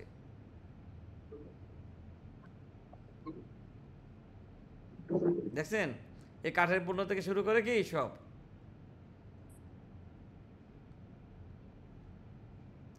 তারপরে কি বলছে দেখেন, টেবিল 2 সেবা প্রদানকারী, তাহলে বলেন হোটেল, ওই যে শুধু জাস্ট ওই টং দোকান বাদে, প্রজ্ঞাপন দ্বারা অপথের কালকে আলোচনা করুন নেক্সট ক্লাসে। হোটেল, রেস্তোরাঁ, ডেকোরেটর বাদ আছে কেউ বলেন? আপনার টার্নওভার যাই হোক নিবন্ধন নেওয়া লাগবে না? তাহলে এইভাবে সরকার, হ্যাঁ 3 ধাপে বুঝতে হবে ভাই। এই আসবাবপত্র উৎপাদক, নর্মাল উৎপাদক হইলেও ছোটোখাটো হইলেও কি নিতে হবে। তাহলে এইভাবে সবাইকে কি এই যে ইয়াতে নিয়ে আসছে। তাহলে এই 3টা দ্বারা, এই মনে করেন একটা হইলো কি দ্বারা, মানে দ্বারা 3 অনুযায়ী ছিল না এটা। আচ্ছা যাক, এখন এইভাবে বলেন যে এই আদেশ দ্বারা কি টার্নওভার নির্বিশেষে সবাইকে নিবন্ধন নেওয়া লাগবে। তাহলে আমরা কি বুঝলাম বলেন, যে একজন ব্যবসায়ীর টার্নওভার 30 লাখ টাকার নিচে হলে তাকে 50 লাখ, সরি মাঝামাঝি 83 তো 50 লাখ টাকার নিচে হলে নিবন্ধন নেওয়া লাগবে না। 50 লাখ হলে 3 কোটি হলে কি দিতে হবে? টার্নওভার। 3 কোটির উপরে হলে কি ভ্যাট নিবন্ধন। তারপর আবার ধারা 4-এ বলা আছে এদের টার্নওভার নির্বিশেষে সবাইকে নিবন্ধন নেওয়া লাগবে। আর এই আদেশে বলছে কি এই উৎপাদনকারী, এই সেবা প্রদানকারী নেওয়া লাগবে। এখন দিন শেষে বলেন সবাইকে নিবন্ধন নেওয়া লাগবে কিনা? এখন আমরা বলতে পারি কারা নিবন্ধন নিবে না জানেন? ওই যে একটা আছে না মফস্বল এলাকায় থাকে না কিছু ব্যবসায়ী, যে সিটি কর্পোরেশনের মধ্যে পড়ে নাই, ইউনিয়ন পরিষদে পড়ে নাই, তাহলে কি তারাই নিবন্ধন না নিয়ে পারবে, বুঝছেন? একমাত্র এরা ছাড়া সবাইকে কি নিবন্ধন নেওয়া লাগবে। এটা হলো একটা। আরেকটা হলো দেখেন, যে এই যে একজন ব্যবসায়ী, মনে করেন আপনাদের মধ্যে কেউ ব্যাড অ্যাডভাইজার হিসেবে কাজ করবেন, টার্নওভার 1 লাখ টাকাও না, উনি ইচ্ছা করলে নিবন্ধন নিতে পারে না? তারপরে কেউ কোটেশনের মাধ্যমে সাপ্লাই দিবেন, নিতে পারেন না? তাহলে এটাকে আমরা কি বলবো? ঐচ্ছিক নিবন্ধন। এটা কি বলবো? যে ভলেন্টিয়ারি রেজিস্ট্রেশন, আপনি বাধ্য ছিলেন না কিন্তু আপনি কি আইন মানার জন্য নিছেন, এটাকে আমরা বলবো ঐচ্ছিক নিবন্ধন বা ভলেন্টিয়ারি রেজিস্ট্রেশন। তাহলে নিবন্ধন পালেন একটা স্বাভাবিক নিবন্ধন, একটা বলেন ঐচ্ছিক নিবন্ধন। অনেক সময় ব্যাট অফিস থেকে আইসা সবাইকে গণহারে নিবন্ধন দিয়ে যায় না? হ্যাঁ, ওই যে অনেক সময় বলে না যে ভাই আমি নিবন্ধন নেই না কিন্তু আমার দিয়ে গেছে জোর করে। হ্যাঁ, ওটাকে আমরা বলি কি বাধ্যতামূলক নিবন্ধন বা ফোর্স রেজিস্ট্রেশন। ঠিক আছে, আরেকটা পাবেন কি আপনি বাধ্যতামূলক নিবন্ধন। আচ্ছা, আরেকটা আছে দেখেন, যে ব্যবসার অনুযায়ী আপনারা শোনেন না কেন্দ্রীয় নিবন্ধন, শাখা নিবন্ধন, এটা দিয়ে শেষ করবো। দেখেন এই যে কেন্দ্রীয় একটা ছবি দেখেন, এটা জাকির স্যারের বই থেকে নেওয়া হয়েছে উদাহরণটা। কেন্দ্রীয় নিবন্ধন, এখানে দেখেন ফ্যাক্টরি 1, এখানে আমরা কি উৎপাদন করি? Laptop, tab, mobile. Factory 2, laptop, mobile, tab. দুই জায়গায় একই পণ্য উৎপাদন করি কিনা বলেন? ফ্যাক্টরি 1, ফ্যাক্টরি 2, এই দুই ফ্যাক্টরি পণ্য আবার গোডাউনে নিয়ে আসছি না, দেখেন তো ল্যাপটপ, মোবাইল, ট্যাব না? জি। আবার এই পণ্যগুলিকে আমরা বিভিন্ন জায়গায় বিক্রি করতেছি না এই সেল সেন্টারের মাধ্যমে, যেমন Dhaka depot, Chittagong depot, Rajshahi depot, Khulna depot, Barishal depot, ঠিক না? তাহলে আমি বলতে পারি না এই কোম্পানির সব পণ্য একই? জি, এটা সেন্ট্রাল ফ্যাক্টরি। হ্যাঁ, তাহলে এটা সেন্ট্রাল নিবন্ধন। তাহলে এই ফ্যাক্টরি 1, ফ্যাক্টরি 2 সে একটা ভ্যাট নিবন্ধন নিয়ে কি করবে? ইয়ে করবে। আর এক ব্রাঞ্চ থেকে এক ব্রাঞ্চে পণ্য পাঠালে কি ট্রান্সফার চালানো হবে, ভ্যাট হবে না। তাহলে এটাকে আমরা বলছি কি? কেন্দ্রীয় নিবন্ধন। ঠিক অনুরূপভাবে দেখেন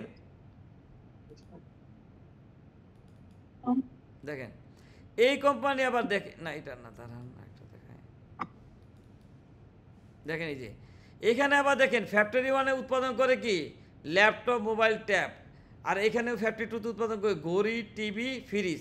তাহলে বলেন পণ্য এক হইল? আলাদা আলাদা আলাদা আলাদা। কিন্তু এই পণ্য গোডাউনে আসার পরে, স্টোরে আসার পরে, সেলসে আসার পরে একই পণ্য না? দেখেন তো সবগুলি ব্রাঞ্চে একই রকম না? তাহলে ফ্যাক্টরি 1 এর জন্য একটা নিবন্ধন, ফ্যাক্টরি 2 এর জন্য একটা নিবন্ধন, আর পুরো ডিস্ট্রিবিউশনের জন্য একটা নিবন্ধন। এটাকে বলছি আমরা শাখা নিবন্ধন। এই এই এই ফ্যাক্টরি 1 থেকে স্টোরে প্রোডাক্ট পাঠাতে হলে ডিস্ট্রিবিউশনে 6.3 দ্বারা পাঠাবে, এখান থেকে 6.3 দ্বারা পাঠাবে। এই আবার সেলস সেন্টার এক ব্রাঞ্চ থেকে এক ব্রাঞ্চে পাঠালে কি হবে? তখন আবার কি ট্রান্সফার চালানো হবে, কারণ এই ব্রাঞ্চটা একটা নিবন্ধন। ঠিক আছে? তাহলে আজকের টপিক এই পর্যন্ত শেষ করি, কি বলেন? জি স্যার। সিলেবাস অনুযায়ী মোটামুটি আগাইছি। এখন আপনাদের কোশ্চেন থাকলে বলেন। হ্যাঁ স্যার, আমার একটা কোশ্চেন ছিল স্যার। বলেন স্যার, এই আইটি ইনেবল সার্ভিসটা স্যার, সরি শব্দ ছিল তো, আমি আবার বলেন, আমি ইয়ে করে দিয়েছিলাম। হ্যাঁ স্যার, আইটি ইনেবল সার্ভিস কোন এসআরও দ্বারা স্যার এটা ওই যে ওইটা অব্যাহতি আমি খুঁজে পাইনি স্যার বইয়ে। 5%। আইটি এনেবল সার্ভিস অব্যাহতি কে বলছে? আইটি এনেবল সার্ভিসে তো 5%। আইটি এনেবল না, সার্ভিস ওই যে স্যার অফিস্টেন্ট কি অব্যাহতি প্রাপ্ত? আপনার থেকে এই প্রশ্নটা আমি আশা করি নাই। আপনার থেকে এই প্রশ্নটা আমি আশা করি নাই, কিছু বুঝছেন? আচ্ছা যাক, বলে যাচ্ছি। আরেকটা বিষয় একটা উত্তর শেষ করি 243 নাম্বার এসআরও ভাই, একটা শেষ করি, এত তাহলে তো হজম করতে পারবেন না। তো দেখেন 243 নাম্বার এসআরও, মুশকের আগে 243 নাম্বার এসআরও সেবা খাতে দেখবে আইটি নেবল সার্ভিস অব্যাহতিপ্রাপ্ত। কত সালে স্যার এটা? এইটা আমি বলি 137 আইন 2024 243 মুশক পাবলিশ হয়েছে 27/5/2024। ওকে স্যার, 77 নম্বর পেজে। Okay sir. আর স্যার ওই যে ইয়াটা মেট্রো স্যার, মেট্রো অব্যাহতিপ্রাপ্ত এটা কোথায় আছে স্যার? কোন মেট্রো অব্যাহতিপ্রাপ্ত? এই যে স্যার মেট্রোর কাজ করি স্যার আমরা, মেট্রো কিছু সাপ্লাই। মেট্রো বলতে আমি কি বুঝবো? Metro rail sir. হ্যাঁ, মেট্রো রেল অব্যাহতিপ্রাপ্ত এসআরওতে দেখে বলতে হবে, মুখস্থ নাই। ওকে স্যার, ঠিক আছে। আচ্ছা, আর যা যা প্রশ্ন আছে বলেন। হাতে দেখতেছি না কেন স্যার? জি স্যার, ওই যে শাখা নিবন্ধনটা আরেকটু ক্লিয়ার হতে চাচ্ছি যে আমার শাখা নিবন্ধনের ক্ষেত্রে যেহেতু ভিন্ন রকম পণ্য, সে কারণে আমাকে 3টা বিন নিতে হচ্ছে স্যার। মনে করেন আমি বলি, এই যে দেখেন আপনার এই ফ্যাক্টরির পণ্য আর এই ফ্যাক্টরির পণ্য কি মিল আছে বলেন? না স্যার, মিল নাই। তাহলে এটার জন্য আলাদা নিবন্ধন, এটার জন্য আলাদা নিবন্ধন, তাহলে 1, 2। কিন্তু এগুলি যদি আপনারা বিভিন্ন সারা বাংলাদেশে বিক্রি করেন, তাহলে ডিস্ট্রিবিউশনে তো একই পণ্য লেনদেন করেন, তাহলে এটার জন্য আলাদা নিবন্ধন। এবার চিন্তা করেন। ও, তার মানে টোটাল 3টা নেওয়া লাগতেছে। জি জি, থ্যাংক ইউ স্যার। আচ্ছা, আর কার কোশ্চেন আছে বলেন।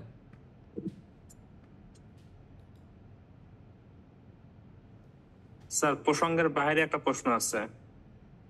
প্রসঙ্গের বাইরে না সিলেবাসের বাইরে? আচ্ছা বলেন দেখি যুক্তি করে। স্যার, একটা ফোর্স নিবন্ধন দেওয়াতে আমার একটা রেস্টুরেন্টের পিন নাম্বার ছিল, তো আমরা হার্ড কপি জমা দিছি পরপর 4 মাস। তো এই মাসে যখন বিন নাম্বারটা ক্লিয়ার করা হয়েছে, তখন যখন আমি অনলাইনে ঢুকছি তখন দেখা যাচ্ছে যে 4টা পেন্ডিং দেখাচ্ছে। সেক্ষেত্রে আমার করণীয় কি? আমি হার্ড কপি জমা দিচ্ছি সবগুলো। বুঝি, আমি কি বলছিলাম যে এই দেশে ব্যাটের কাজ করতে হলে আপনার 4টা জিনিস জানবেন: আইন, লাইন, সাইকোলজি, অভিনয়। আপনি সাইকোলজি ইউজ করেন। প্রথম হলো, আপনি কি রিটার্ন না দেওয়ার দোষে দোষী বলেন? না। আপনাকে যদি কমিশনার মহোদয় বলে যে অনলাইনে জমা দিচ্ছেন, 4 মাসের জরিমানা নিয়ে আসেন, আপনি হার্ড কপি তাকে সাবমিট করতে পারবেন না? হ্যাঁ পারবো স্যার, কিন্তু আমার প্রশ্ন হচ্ছে আমি আর ব্যাটারি যেতে চাচ্ছি না, আমি উত্তর যদি এখন অনলাইনে দিতে পারি সেক্ষেত্রে উত্তর দিই দেখেন। আপনি তাহলে এক কাজ করেন, 2 ইউজার আইডি পাসওয়ার্ড দিয়ে অনলাইনে ঢুকবেন, ঢুকে পুরাতন রিটার্নটা ফিল আপ করবেন। হ্যাঁ, করে এই নতুন যে আপনি ম্যানুয়াল দিছিলেন ওটাকে অ্যাটাচমেন্টে ওই আদার্স ডকুমেন্টসে অ্যাড করে সাবমিট করে দিবেন। এখন আমি বলি, টেকনিক বলি। প্রথম হলো, আপনি যখন রিটার্নটা দিতে যাবেন তখন আপনার ফাইন আসবে, 5000 টাকা। কি আসবে? ফাইন দেখাবে। তখন আপনার রাজকারী সমন্বয় নোট 30-এ এনি আদার অ্যাডজাস্টমেন্ট, হ্যাঁ অ্যাডজাস্টমেন্ট লেগে 5000 টাকা দিয়ে সাবমিট করে দেবেন। কারণ আপনার দোষী না, এই কারণে, কারণ আপনি তো রিটার্ন দিয়েছেন, আপনার কাছে তো রিটার্নের কপি আছে। ওই যে অনেকে ম্যানুয়াল রিটার্ন এখনও দেয়, অনলাইনে দেয় না, তারা একসময় দেওয়া লাগবে না 30টা রিটার্ন, এইভাবে চিন্তা করে। স্যার এটা আবার একটু কাইন্ডলি বলবেন, এটা আমি বুঝতে পারি নাই। আমাদের দুইটা কোম্পানির কাজ করি, একটা পুরাটা অনলাইনে করে আর একটা ম্যানুয়ালি এখনো করতেছে, কারণ ওইটা এটা হলো আপনি যে অনলাইনে ঢুকবেন, হ্যাঁ ঢুকে রিটার্নটা পুরো প্রিপেয়ার করবেন। করলে আপনি দেখবেন যে অনেক মাসে জরিমানা আসে, যেই পরিমাণ টাকা জরিমানা আসে আপনার তো ম্যানুয়াল কপি আছে না, ওইটা আদার্স ডকুমেন্টে ক্লিক করে ওইটা অ্যাটাচমেন্টে দিয়ে দিবেন। হ্যাঁ, আর 30 নাম্বার নোটে গিয়ে যেই পরিমাণ টাকা জরিমানা আছে ওইটা দিয়ে সমন্বয় করে দিলে দেখবেন যে ব্যালেন্সটার টাকাটা কাটে না, আর দেওয়া লাগে না। কিন্তু স্যার যখন আমি অনলাইনে যাচ্ছি তখন দেখাচ্ছে যে 5টা রিটার্ন বাকি, তখন কোন রিটার্নটা আপনি একেবারে পুরাতন টাকা দিবেন, পুরাতনটা আগে দিয়ে তারপরে নতুনটা আসবে। তখন আপনি কি করবেন জানেন?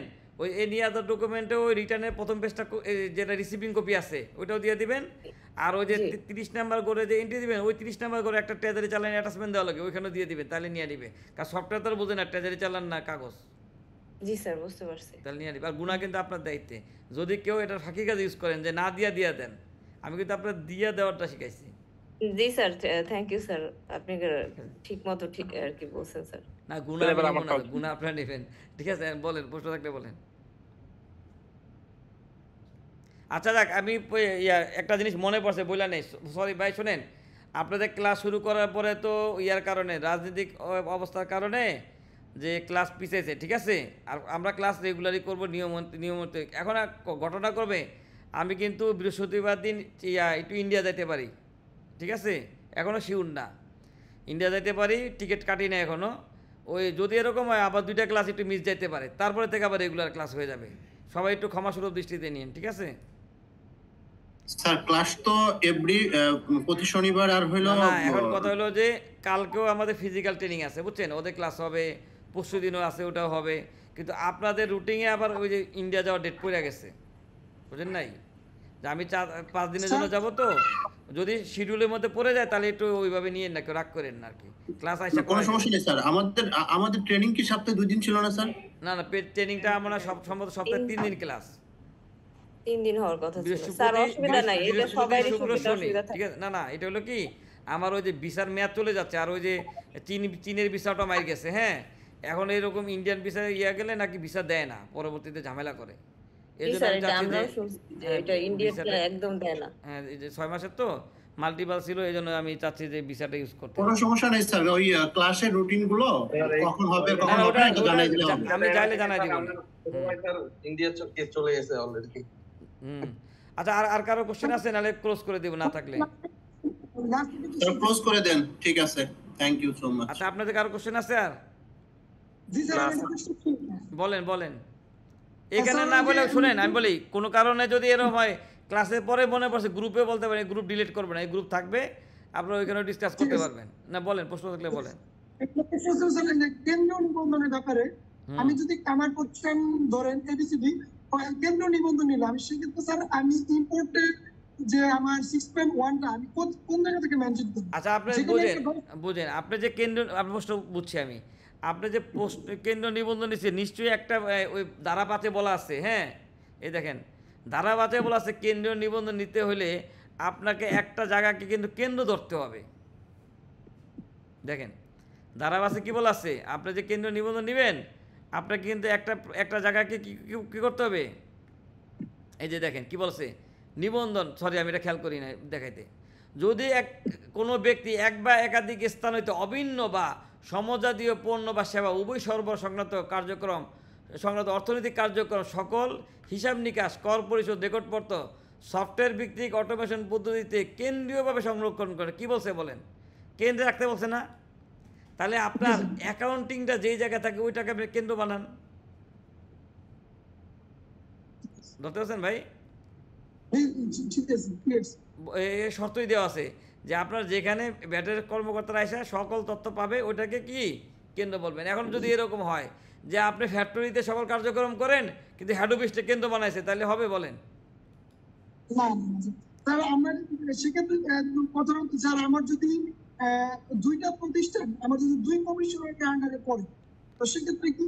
আচ্ছা, আপনি মনে করেন রিসম্যান 110টা শোরুম না, কি বলেন? আমি রিসম্যানের অ্যাডভাইজার ছিলাম, এখন একটা কনসার্নের আছি, তাহলে বলেন ওদের আমি চাঁদপুর যাওয়া ব্রাঞ্চ পাইছি, বুঝলেন নাই? চাঁদপুরে যাও কি মানে মনে পড়ছে যে জায়গাটা, ওই বিল্ডিংয়ের নাম ছিল হিরোশিমা কমপ্লেক্স, এই জন্য নামটা মনে হিরোশিমা নাগাসার সাথে মিল। এখন বলেন রিসম্যানের বোলাতেও কি ইয়াতে আছে ব্রাঞ্চ আছে, তা না সরি বোলাতে আছে কিনা জানি না, বরিশালেও আছে, তাহলে এখন বলেন এরা কেন্দ্র বানাইব কোনটাকে? এদের তো 12 কমিশনারের অফিস না, কি বলেন? হ্যাঁ, তাহলে এরকম অনেক আছে, বাটা আছে, অ্যাপেক্স আছে, তাহলে এরকম স্বপ্ন আগরা সবারই তো আছে। তাহলে আপনি মাথায় রাখেন যে আপনি কোনটাকে কেন্দ্র বানাইছে ওই কমিশনারে, আর বাদ বাকি কমিশনারটা আপনি ফটোকপি জমা দিয়ে দিবেন যদি চায়। আমরা নেক্সট আলোচনা করবো, নেক্সট ক্লাসে আলোচনা করবো, ওয়েট করেন 1 ক্লাস বা 2 ক্লাস পরে আলোচনা করবো এটা। আচ্ছা ঠিক আছে, তাহলে ক্লাস করে কার কার অনুভূতি কি বলেন? যেমন ধোঁয়াশা ছিল অনেকগুলো ব্যাপারই ক্লিয়ার হয়েছে, এবং আপনার মধ্যে একজন যোগ্য লোকের গাইডলাইন, এটা আসলে আমার ক্যারিয়ারের জন্য অনেক বেশি। না ইনশাল্লাহ 10 ক্লাস শুনেন, 10 ক্লাস শেষ হোক, আশা করি আপনার খিদা আরও বাড়বে, বুঝলেন না? খিদা বাড়বে মনে করছেন যে না ক্লাস মনে আরও করতে, মানে আমি মন দিয়ে চেষ্টা করব, কারণ এটা এত বিশাল সাবজেক্ট, ব্যাড ট্যাক্স, ঠিক আছে, এগুলি কাস্টমস, হ্যাঁ এগুলি আসলে 1-2 ট্রেনিং করে শেখা সম্ভব না। জি, তাহলে সবাই ভালো থাকেন, আর কথাবার্তা যদি ইয়ে হয় মনে কষ্ট রাখেন না, পরে ক্লাসে দেখাবো ইনশাল্লাহ। হ্যাঁ আচ্ছা ঠিক আছে, আসসালামু আলাইকুম। আর কালকে ইনশাল্লাহ রেকর্ডিং পেয়ে যাবেন গ্রুপে, ঠিক আছে? ঠিক আছে, থ্যাংক ইউ স্যার, আসসালামু আলাইকুম।